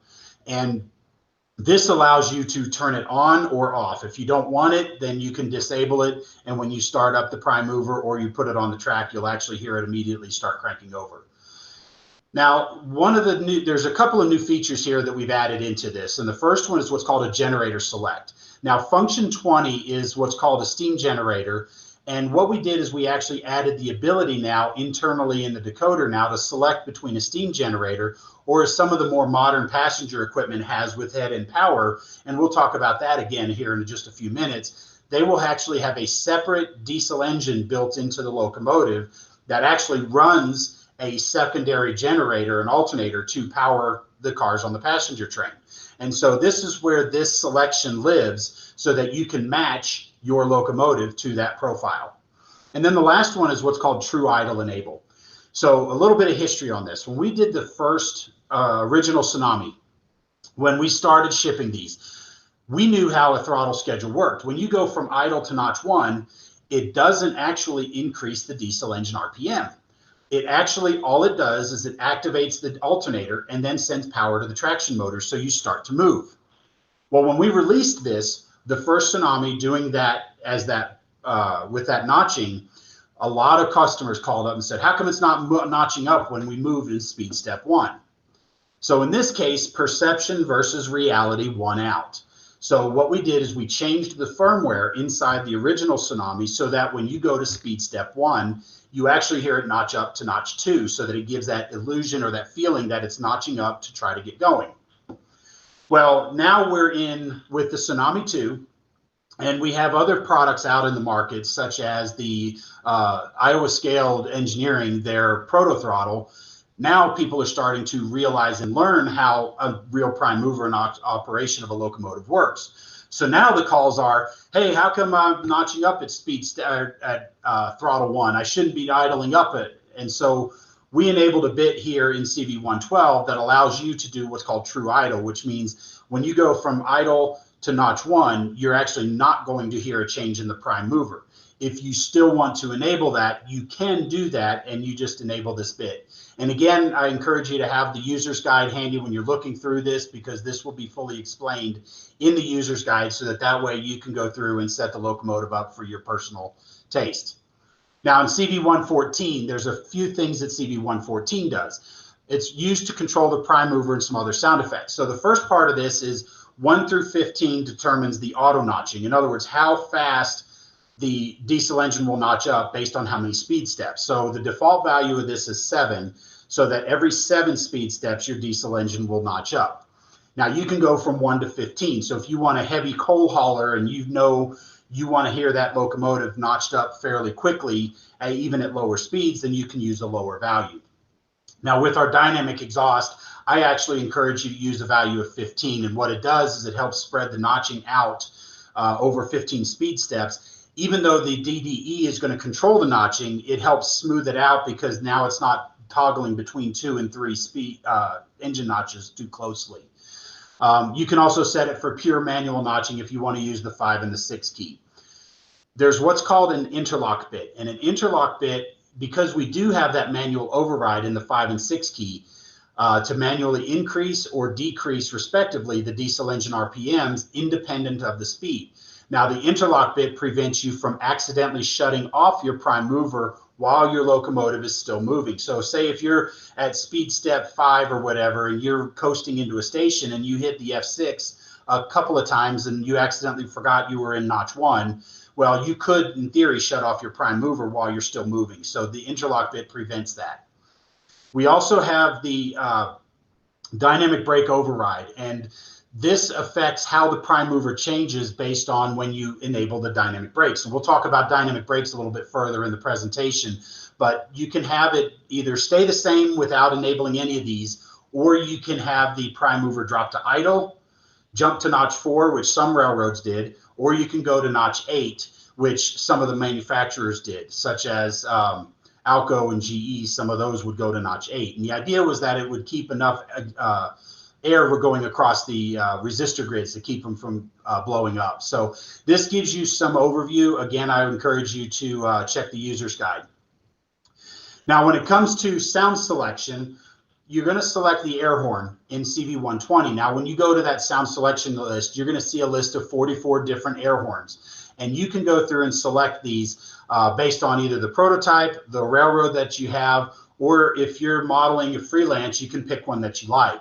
Now, you can listen to all of these sound effects on our website at soundtracks.com, where you can go through the sound selections and listen to each of them, and you can, select the one that you like or that matches your prototype. Again, if you want to listen to them, you can change the CVs all day long on your decoder. You're not going to damage it, so it's not a one-time done and move on. So next up, you select the bell, and as I mentioned, we have 50 different bell recordings spread out over 13 different bells. And there's a couple of things, as I mentioned, you have a different ring rate. So when you look at the bell choices, you're going to see the first bell, and I don't have it pulled up here in front of me, but I think it's an Alco bell, and you're going to see a range 0 to 3, and that means there's 4 ring rates for that bell. So 0 is the slowest to simulate a hand rung, and then 3 would be the fastest to simulate the air rung, and you can pick any of those in between. Now, there are a couple of choices that only have 1 ring rate, and those are the electronic bells. So as you would see on the modern locomotives there, the Graham-White electronic bell. But for those of you Sioux Line guys and some of the other ones, I'm sure you've heard of the prime electronic bell, which sounds more like a buzzer. It's kind of an sound, and that's on there as well. So you can select that in CV122. Now, the last thing I'll point out is with more modern locomotives, when the air horn is blown, it will automatically trigger the bell. Now, some of the earlier models did not have that feature. So in CV122, once you select your bell, if you want to enable that with a grade crossing, you would add 128 to the value. So looking at our chart, and again, I don't have it here in front of me, bell number 36 is the Graham-White electronic bell. So that's the typical, most common one you're going to use for modern locomotives. So if we want that to enable with the crossing, in other words, with the air horn, we would add 128, which gives us a value of 164. So when we select set CV122 to 164, now when we blow the air horn with the F2 long horn, it's going to trigger the bell. Now, here's a fun railroading fact. There's a lot of times railroads use whistle signals like they did in steam days to communicate. You know, we've all been at a grade crossing where you hear the long, long, short, long. That's a signal to say we're about to cross the road. 2 long blast moving forward is about to move, but then you can do 2 short, which is acknowledgement of a signal. So if they're on the radio, they say something, the engineer can give 2 short blasts of the whistle. Well, one of the most annoying things when you're sitting up in the cab to the engineer is the bell, because it's always going on, because especially driving through town, they have to blow that air horn for every one of those crossings. So when they're trying to do whistle signals or do a quick tap of the whistle, or the air horn in this case, they a lot of times will try to blow that air horn without clicking the relay that then turns on the bell. So we said, okay, railroaders, we're going to throw you a bone. So when you use the F2 button for the long horn, it will trigger the grade crossing bell. But when you use the F3 for the short horn, it doesn't. So that's just one level of the experience of railroading that we've included into our Tsunami 2s. So try it out and play with it and see what you think. As we talked about with all the prime movers there, CV123 allows us to select from all those different prime movers that are preloaded into the different decoders. Now, one thing I will point out is what's called pitch shift.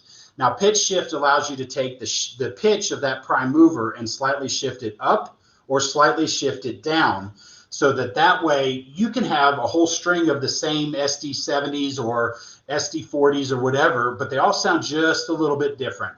And this is over and above the equalizer settings that you can adjust, and we'll talk about it another time. But this allows you to have some slight variations of the same prime mover. Now, we could do this in a laboratory and give it to you and say, oh, look, we've got a brand new recording, but we've decided to leave the tools in your hand because there was another conversation going back to those Santa Fe guys that I had with one of the gentlemen there. And he told me, he says, George, I've tried. A Jeep 7 sounds like a Jeep 7 sounds like a Jeep 7. Well, that was his perspective, and we all know sound is subjective. So if you have a different perspective, then this gives you the ability to make some adjustments. Now, as we talked about with the steam, you can select the air compressor, CV124. You have a few different versions, including the popular GE whooping air compressor, which has that kind of that whoop sound as it starts up. Now, one thing here I want to point out is this air dryer or poppet valve. And I see this a lot where people haven't even addressed it. So I'm kind of wanting to focus on this for just a moment. Early diesels, when air is compressed, moisture condenses. And that air or that water has to be expelled out of the system, or it can cause rust, buildup, and so forth. So early diesels had what was called a poppet valve or a spitter valve, and basically would expel any condensed water in that area. And the idea was that it would keep the air dry while it was being compressed, so that way it didn't get up into the brake lines and in the brake system. Well, as we progressed through years and years, the modern day locomotives have what's called an air dryer. And so you hear a whole different set of sounds.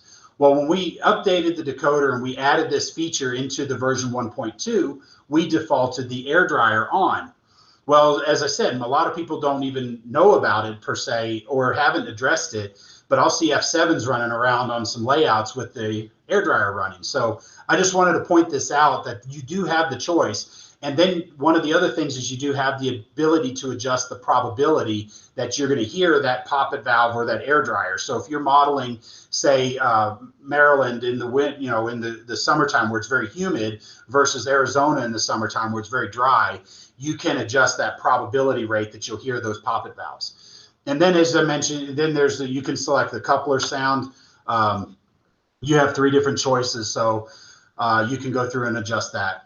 Now, a default function mapping, and as I mentioned earlier in the Steam presentation, and I'm sure there's guys here who weren't in part of that, this is the way that the function buttons are assigned out of the package. So when you get your decoder, when your DCC system sends a command to turn on F1 or turn on F4, this is the list that tells the decoder what to do. And this is fully customizable. So if you have, for example, on my locomotives, F8, I don't use the mute all that often because I turn the volumes down quite a bit. So I take the mute and move it to another function, and I move my brake application, which is normally on F11, I move that to the F8 key. And the reason is it's a single button press on most DCC systems. So I can feather that brake without having to hit the pound toggle or whatever access you need to do on your system to access those higher functions. But the good news is all of this is flexible. So you can adjust this for however you like. So we're going to talk about some of the specific sounds that you're going to hear on the diesel decoders.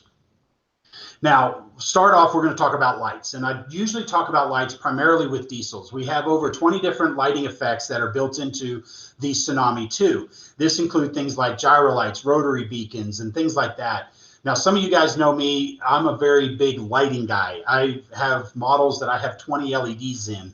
And so I really want to focus on the lights. And so when this was being up for redevelopment with the Tsunami 2, I really stepped in and said, hey, let's have some conversations. So not only did we add more lighting functions, but we added more effects. And one of my favorite ones is the constant dim. There's 2 registers. There's on-off brilliance 1, on-off brilliance 2. And you can adjust those lighting effects. You can adjust the brilliance with a CV. So things like the number boards as shown in this illustration, they don't look as bright as a headlight does. And so this allows you to manually adjust using CVs the brilliance of that light, so you get a more realistic appearance of what your locomotive is going to look like. Now, other things that we've added in there are on-off opposite direction dim. We've added a second strobe light. So if you have two strobe lights on top, you can actually have those lights go in and out of sync with each other. It's a really cool lighting effect. Now, as I mentioned earlier, RPM plus, RPM minus are on the 5 and the 6 key. You can manually override the auto notching. So when you're running your locomotive, if you've got your dynamic exhaust, which we'll talk about next, if you have your dynamic exhaust on and it's only going up to notch 6, but you want to hear that at notch 8, you do have the ability to manually override with the F5 key to notch up or the F6 key to notch down. And again, this is works with and in conjunction with the dynamic exhaust. And the dynamic exhaust is intelligent. So let's say, for example, you overrode and notched up 1 or 2 times. Well, if you drop to idle and come to a stop, the DDE processor overrides your override and then brings the locomotive to idle because it knows it's stopped. Now you have a couple of options here. F10 is a straight to notch 8. So if you're wanting to pull a heavy train out of a yard and you want to go straight to 8 to start with. I also have another neat feature with the notch 8. The Missouri Pacific Railroad, which is what I've modeled, actually when they would run locomotive or trains, they would do what was called power braking. And what they would do is they would throw the engines into notch 8 while they set the brakes. And we'll talk about the brakes here in just a second. But what that did was it stretched the couplers because the locomotive was pulling on the train while the cars were dragging the locomotives back and down to a stop. And so the reason for this was to keep the trains tight so that when they started again, they didn't have that flex in the knuckle, but also because the quote unquote grade detector, aka the conductor in the caboose, didn't get the whiplash while they were braking to a stop because that car was bouncing back and forth on those couplers. So there are some different ways that you can use this. And then F19, of course, is straight to idle. Here's the benefit is doing all of this, I still have control of the speed of my locomotive with the throttle. So I can override the dynamic exhaust. I can use the dynamic exhaust. I can do the notch 8, so forth, but never once do I lock my speed to a given speed. And then when I come around the corner, and let's say I forgot I had locked my speed, I reduce the throttle. Well, my locomotive doesn't stop. Oh my God, what did I do? Now you're panicked because you're about to hit another train. So the dynamic exhaust is designed to give you a good experience as a railroader and as a rail fan all at the same time because it runs your locomotive so that you can rail fan and watch your train running, but at the same time, you do have the ability to run it if you choose.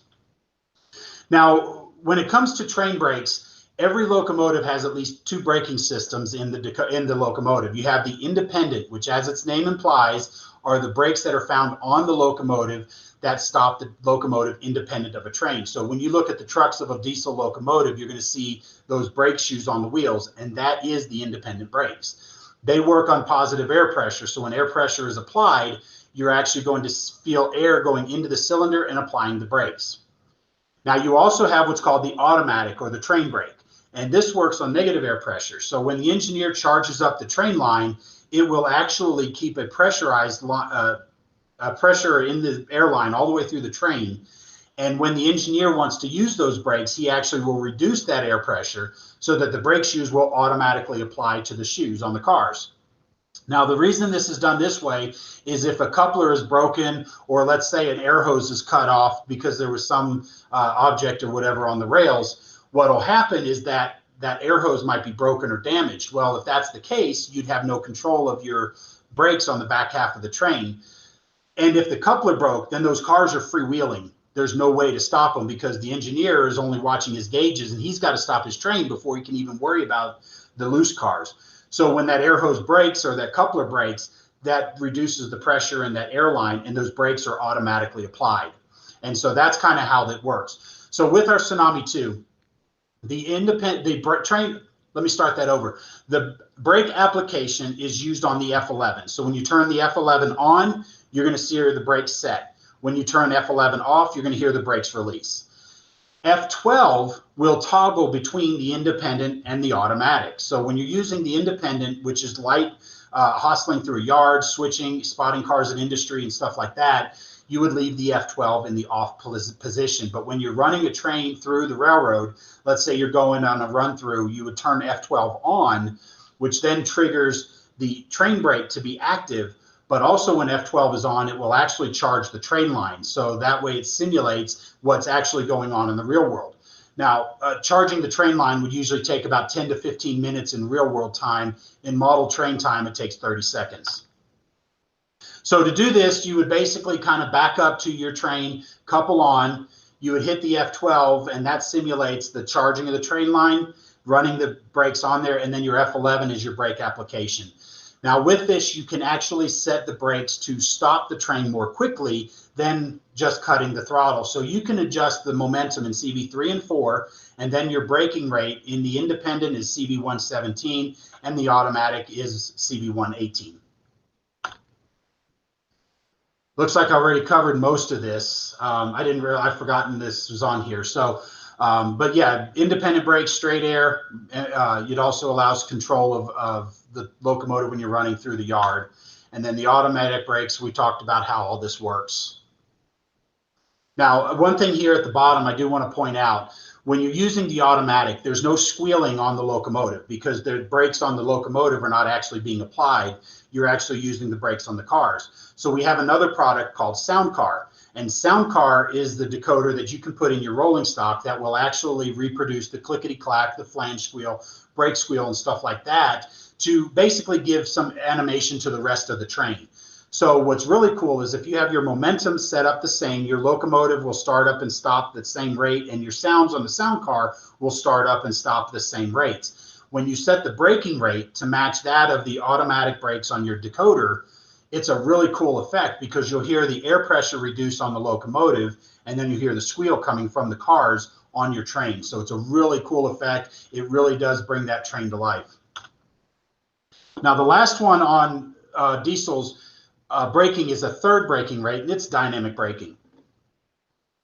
And what this does is this will take the traction motors that are actually on the wheels, turn them into generators. And it's that electromechanical resistance of generating that electrical energy which slows the rotations of the wheel. Now that electrical energy that's being generated has to go somewhere, and so that's why you'll see a dynamic brake blister or some extra fans on the locomotive, because that electrical energy is being sent to a resistor grid, and the sound that you're actually hearing when you apply your dynamic brakes is actually the sound of the fans running through the resistor grid. And now with our original Tsunami, basically the dynamic brake sound was an on-off. It was just a sound effect. And as we mentioned earlier, it will affect how the prime mover reacts. It'll actually drop your prime mover to idle, notch 4, notch 8, or you can leave it alone and it won't do anything. So it gives you some abilities. But with the Tsunami 2, we introduced a multi-stage. So you have dynamic brake low and dynamic brake high, because you do have a progressive dynamic braking. And of course, we're trying to make these realistic, but also easy for the user. So they're going to see some differences between real world operation, but we are simulating as much as we can. So it makes it easy for the average operator to be able to use. So the way it works is F4 for the dynamic brake is basically going to be a 4-button press when you're going faster than, say, speed step 10. Now, when you crest the grade and you start going over the hill and you've got the bulk of your train crested over the hill, you're going to press the F4 the first time. At that moment, we're going to assume the EMD prime mover applies, and so it will drop to idle. And then you're going to hear your dynamic brake fans kick on. At that moment, nothing has changed. The speed is still going to be set the same. So you're just doing the first stage of dynamic braking. Now, once your train is fully crested, you're starting to really gain that momentum going down grade. Now you can hit F4 the second time, and the second time, yes, it will turn the function off, but it will also trigger the dynamic brakes to a dynamic brake high mode. And so you'll hear those fans increase in intensity to show the exaggerated work of the dynamic braking, but it will also start to slow your train down to about 7 to 10 miles an hour.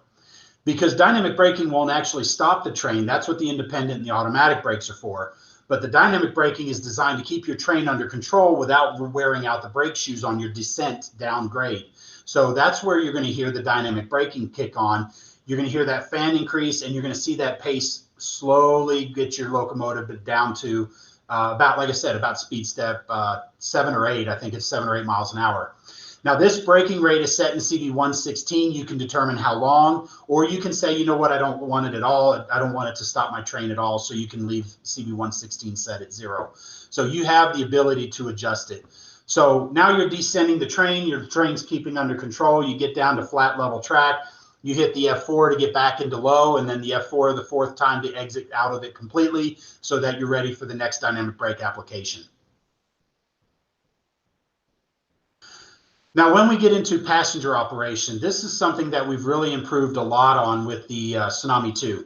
So a lot of you guys are familiar with the steam generators that were on the front of a locomotive on the early transition days. And these were the appliances that were applied to the back of the locomotive for the passenger heating. This sound effect is added on F20, like we talked about earlier. So early F units, E units, even some of like the SDP 45s and the SDP 40s that had the P for the passenger service, for the steam heat, you can have that sound effect. So it's just another one of the sound effects. And going back to our Tsunami 2, we have 16 independent sound channels. So you will get up to 16 sounds to play all at the same time, so that way you don't lose one sound when another sound is needing to play. You get the most realistic experience. So your F20 will enable the steam generator. Well, now let's fast forward as Amtrak started working on their future, and they started getting the F40PHs, and this enabled what's called head-end power, or HEP. And this used the prime mover to increase up to notch 8 to generate the most electrical energies to not only power the locomotive, but also to power the passenger train. And this is enabled with function 16. So you turn on function 16, you'll hear an alarm bell, and then the prime mover will notch all the way up to 8 on an EMD. Now, this would accurately represent that of the F40PH. Later versions, as GE entered the passenger locomotive, they decided they needed HEP also, but they can do it at notch 6. They don't need to be at notch 8, and the idea was that it would save fuel. So with our GE decoder, when you go into HEP mode, it'll take you to notch 6, and it will stay in notch 6 as long as the F16 is on. Now, the really cool thing here is where the dynamic exhaust kicks in. It also changes how that sound on the prime mover plays. So even if you're in notch 8, you may not hear the diesel engine notch up, but you'll hear that intensity gain as your locomotive and your train starts to run. Same thing with the GE. If you're in HEP mode, you're in notch 6. As you increase the engine and you need more power, let's say you're starting to go up Soldier Summit, or let's say you're going through one of the passes, you need a little bit more power to keep that train running. Your diesel engine will notch up to 8, and then when you crest, it'll drop back down to 6, but as long as HEP mode, it'll never go below 6. Now, here's a little fun fact for you. When you're running multiple units, which engine is the decoder, or which engine is in HEP mode? It's not going to be the lead unit, because it's loud, it's obnoxious, and it does shake the cab. Now, of course, if there's only one locomotive, that is the one that's going to be in HEP mode. But traditionally, it's going to be the second unit. So that way they get a more comfortable ride in the cab. They don't have to walk as far to fix any issues if the HEP, there is problems with the head-end power. So that's what you're going to have. So when you're building your advanced consist with your Amtrak locomotives or your F40PHs, enable that F16 on your second unit so that way you get a realistic experience. Now, the last part, as I talked about, we talk about the HEP pup motor. You're going to see a lot more of the modern locomotives like the F59 PHIs and some of the other ones that are out there that have a secondary diesel engine that creates that HEP power. And so the idea was that the diesel engine that's used for motive power uses a lot of fuel. So that if they have a smaller HEP pup motor, it'll be a little bit more efficient, save some fuel, and they can be a little bit more efficient. And the good news is the Tsunami 2 reproduces all of these.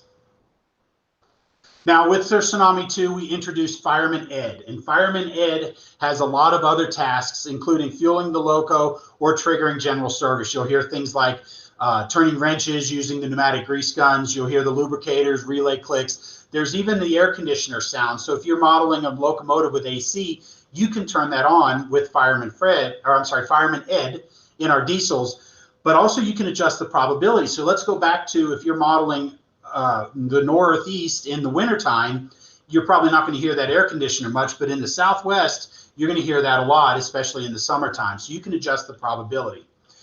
There is also the sound for Fireman Ed's toilet flush. And every one of these sound effects does have a volume control. So you can adjust the volume. Usually some of those Fireman Ed sounds, I turn the volumes way down because they wouldn't be quite as loud They're loud from the default so you can hear them, but normally they wouldn't be quite that loud. Now, some of the other sounds you're going to hear is our air compressor, and our air compressor sound works with how you use the locomotive. So if you're using the brakes more frequently, what's happening? Well, when you use the brakes, you're depleting the air in the air reservoirs. When the air tanks drop down below a certain level, it triggers the air compressor to work. Well, our decoder, when you use the brakes more frequently, will trigger the air compressor to cycle more frequently. So that way you get another episode of a more realistic experience. You also have an interactive sound with the radiator fans. And so the radiator fans, you'll actually hear those more when you're using the locomotive in a heavier situation. Poppet valve or air dryer sounds, we kind of talked about that. You can adjust the control rate for that, but that also works in conjunction. So especially with the air dryer, there's certain cycles of the compressor that triggers different sounds on the air dryer system. So you want to listen to that closely, and you'll hear different sounds based on what the air compressor is doing. And all of this is, again, interactive. Anybody can make a random noisemaker. And so we go through the extra effort to make sure that you're getting a realistic simulation of how a locomotive operates. And then we did also add clickety-clack. So you do have the sound of the rail joints running, so you can set a 4-axle or 6-axle locomotive. So when we're starting our locomotive, we're going to use our dynamic exhaust.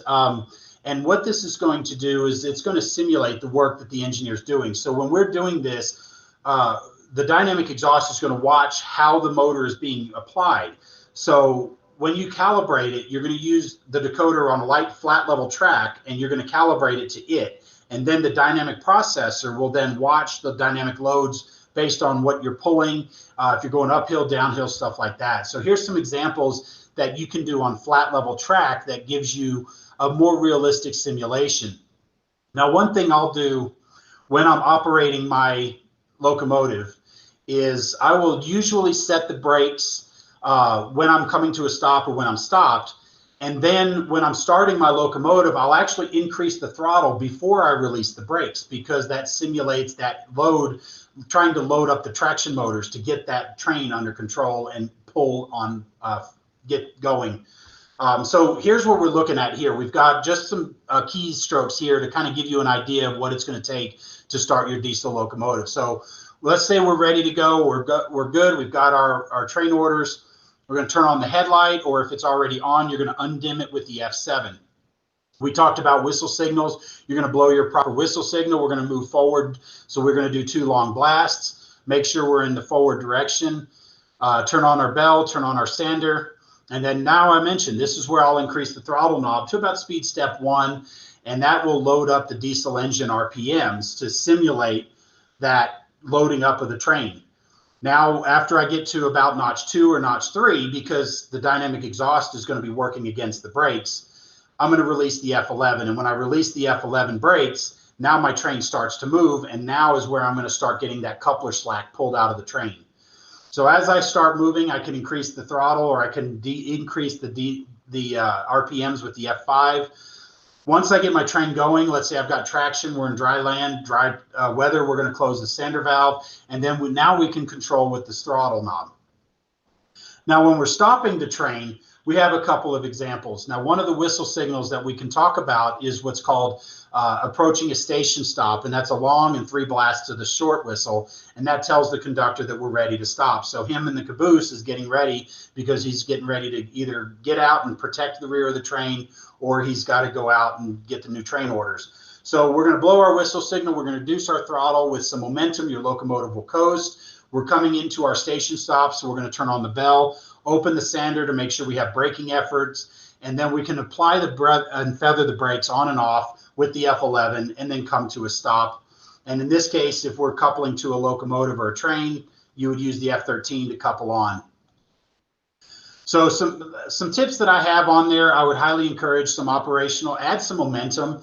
The momentum really helps give that dynamic exhaust a really good effect, especially when your locomotive is accelerating. You're going to hear that diesel engine really roar. And when you select a good speaker, I recommend 2 or more of our mini cube speakers in there. I've got a couple of models that have 4 of our cube speakers because they really produce that low end.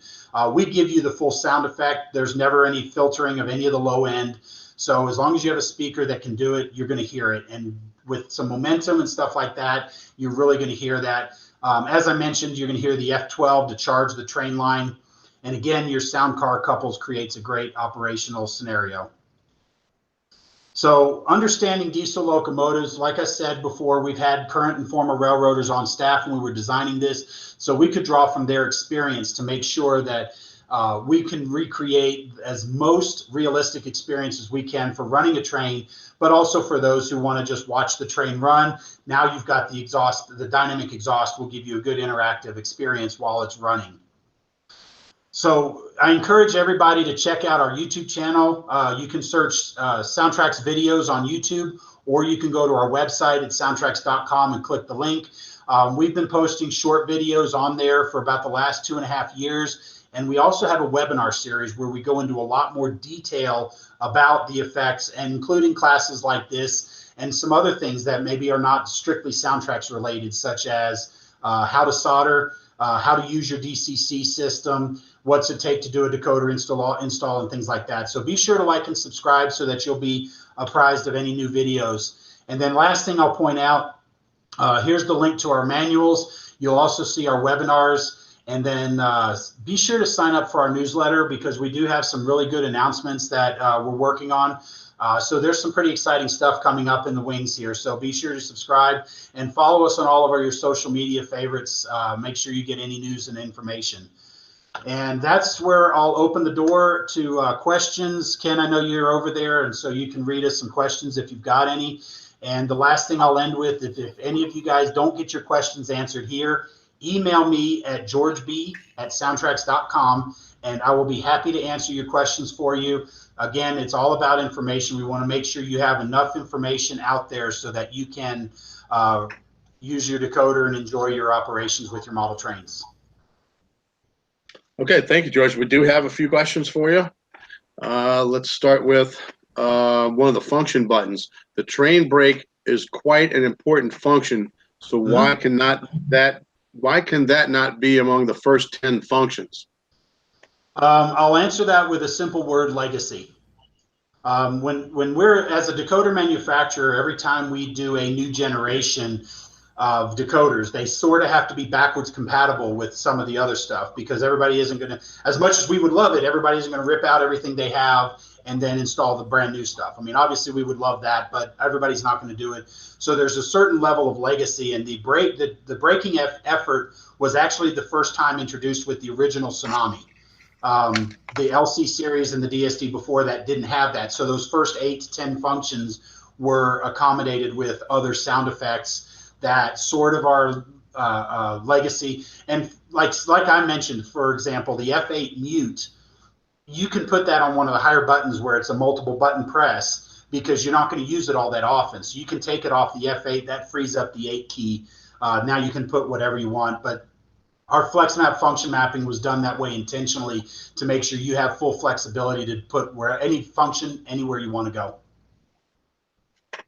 Okay, that actually leads right into the next question of how can we move functions from F26 to F4, moving the high-end functions to ones easier to access? Okay. So the way our function mapping is done is what we introduced is what's called FlexMap function mapping, and the function, I'm sorry, let me start over. The CV is assigned to the function or the effect. So headlight, backup light, horn, bell, dynamic brake, or as you mentioned, like the FX3, FX4 lighting effect. The value of the CV corresponds to the button that controls it. So in this case, the horn is defaulted to a value of 2 because the 2 key turns on and off the air horn. So by doing this, you can create your own list. Write down what buttons you want to control which effects. Excuse me. Then you can go into the CV roster and find the appropriate CVs to match each of those effects and set that CV to correspond to the number that you want to control it. So in my case with the F11 brake, I'll take the brake application, which is CV 1.275, and I'll set that to a value of 8. The key thing to point out here is it does not automatically displace what was on the F8. So if I don't move the mute function from 8 When I press the 8, yes, my brakes will apply, but it'll also shut all the sounds down. So I then need to take CV 1.274. I have a cheat sheet over here, by the way. I take CV 1.274, which is my mute function, and I either assign it to another button. It could be F11, just swap them around, or you can set that to 255 to take it out of the function mapping chart. One thing I will tell you guys, I talked about our YouTube channel. I do have, it ended up being a little longer than I anticipated, but an hour-long video that's going to be posted next week that I take our brand new TSU PNP8 and I installed it into an Intermountain Tier 4 GEVO. And what I did was I went through this entire process like we talked about today, but with my settings. And just what I did was I explained the feature, I explained why I like what I like, and then I set the CVs and show you the effect. And like I said, that kind of took a little longer than I anticipated, but it's a very good video. I watched it because I had to do some of the editing because, of course, I'm not always 100% perfect with my words. Sometimes fail me words do. And so I was watching it and editing, and I'm going, okay, I think this is, because I've had people ask me, how do you set up your locomotives? I would love for this to happen this way. So the idea is that it gives you a walkthrough on how to do it, but then if you don't like what my settings are, do your own settings, but at least now you know where to look. And that's coming on our YouTube channel. Okay, excellent. All right, next question is, on an electric loco Tsunami 2, does the decoder have regenerative braking, e.g. to recharge stay alives as per the prototype? I don't believe it did. I'll have to double check that, but it'll be in the user's guide. But I think that was something that got left off because, and I'll be honest with you, I'm not 100% sure how that works in the prototype, but I would believe, I don't know that it brings the train to, I don't think it works the same way like a dynamic braking does, but if it does, let me know. George B at soundtracks.com, and I'll look into it.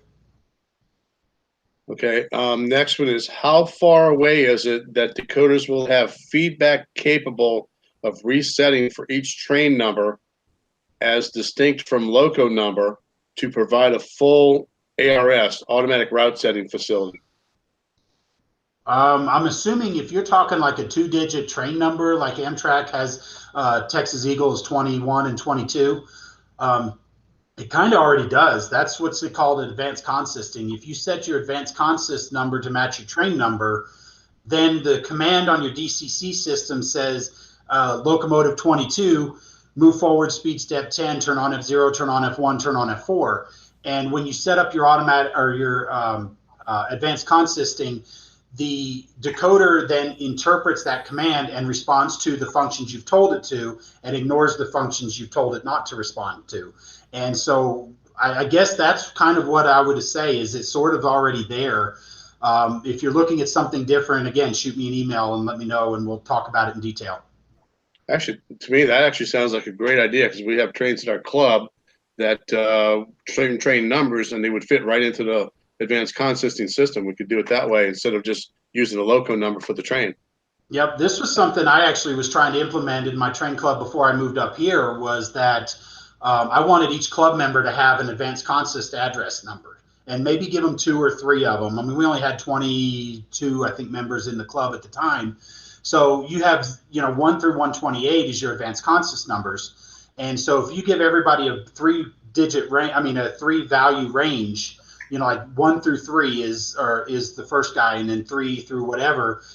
Every time they run a train, it's going to be one of those 3 numbers. So you end up with, you could have 4 guys with the same locomotive, and the DCC system's not going to be any wiser to the fact that you have 3 address, 3888 running on the layout because they're all following the advanced consist numbers. And if they're only running their advanced consist, then it also frees up the DCC system memory so that it doesn't block commands when somebody is trying to run 3888 by itself. And talking about the webinars, I do have an hour-long webinar that we talk about this very topic. Excellent. Okay, and let's see. If I have 2 identical engines with 2 identical decoders, are they going to sound exactly the same? One already has 2,000 scale miles on the clock, so it should sound different or not? I think what he's referring to, or he or she is referring to, is the maintenance schedule. So As rods and bearings, things like that tend to get worn, sure, they're going to have some minor modifications. If you're, that's where I would encourage you to look at things like the equalizer and the pitch shift, because you can make those locomotives sound a little bit different. The equalizer, the original intent of this was to maximize the speaker. So like say, for example, here, I'm just going to grab this speaker off my desk here, but I've got this nice big bass speaker. If I have this in a locomotive, this is going to sound a whole lot different than say something like this. And so that's originally the purpose of the equalizer, but you can also use that to kind of boost up certain frequency range so that way you get a little bit more random sound or different sound to really distinguish. So if you have a brand new delivered locomotive, you can have that sound, but then you can also set those equalizer settings and pitch shift to make it sound a little bit more unique. So it does give you some flexibility. And then the other benefit is you don't have to search through pages and pages and then 45 minutes to download a different profile. It takes you 3 minutes to do it with CVs. Right, very good. I'm just going to add one more thing. I know y'all been voted favorite decoder 2 years in a row from MR, and you definitely Soundtracks is my favorite decoder too. Oh, great. Well, thank you very much. We appreciate it. And Speed, I know you've been out here for our training classes, and so you can attest to the type of information that we try to get out to everybody. And a lot of our webinar classes are actually taken from the classes that Speed and others have attended. So if you guys want to participate and have some extra learning classes, go through, visit our Soundtracks YouTube channel and watch those webinars, because they're going to give you a lot of great information about the decoders. And we're always a phone call away. We're manufactured here in the United States. We're based here, and we answer the phone. So if you have any questions, feel free to call us. We're modelers ourselves, Josh and myself. We try to make sure to help everybody, and everybody learns differently too. So your question, I hear people tell me this all the time. Oh, I got a stupid question. No, there's no such thing as a stupid question. Everybody learns differently. Once upon a time, I was a dumb kid that didn't know anything. I wasn't born knowing how to do this, and everybody taught me how to do this. So this is my way, as I mentioned, paying back to the community, is because I really believe that information is going to be key. And when you know, your only limitation is your own desires, not what you don't know. There's only one stupid question, and that's the one you didn't ask. I'm sorry? There's only one stupid question, and that's the question you didn't ask. Yes, there you go. I like it. So if you ever get a chance to go to Soundtracks for the training, it should be on your bucket list. It's really worth it. The people, the trains, the Durango and Silverton, the one in, what's the other town, Chalma. Mm-hmm. The whole trip is just all worth it. Yep. So once all this passes and we're all open again, everybody, when you do make your trip to Durango, call us. Let us know when you're coming. We'll open up and show you our manufacturing floor. We're proud of what we do. We're based here and we're best here. So. Awesome. All right. Well, thank you, George. Appreciate you being here. Hey, thanks guys again for hosting. I had a great time. Hope it was helpful for everybody else too. That brings us to the end of room 3 during the Southeast Region's virtual convention. I know some of us have volunteered quite late to help. Thank you, Ken. No problem, Speed. Thanks for asking me. Thanks to you and Gordy for having me. And a quick shout out to my guys and friends at the Crescent City Model Railroad Club down here in New Orleans. Go. And if I knew that the work did not run the air conditioner, I might have been back in the Helix. So we'll see you next time. All right. Good night, y'all. Good night, everybody.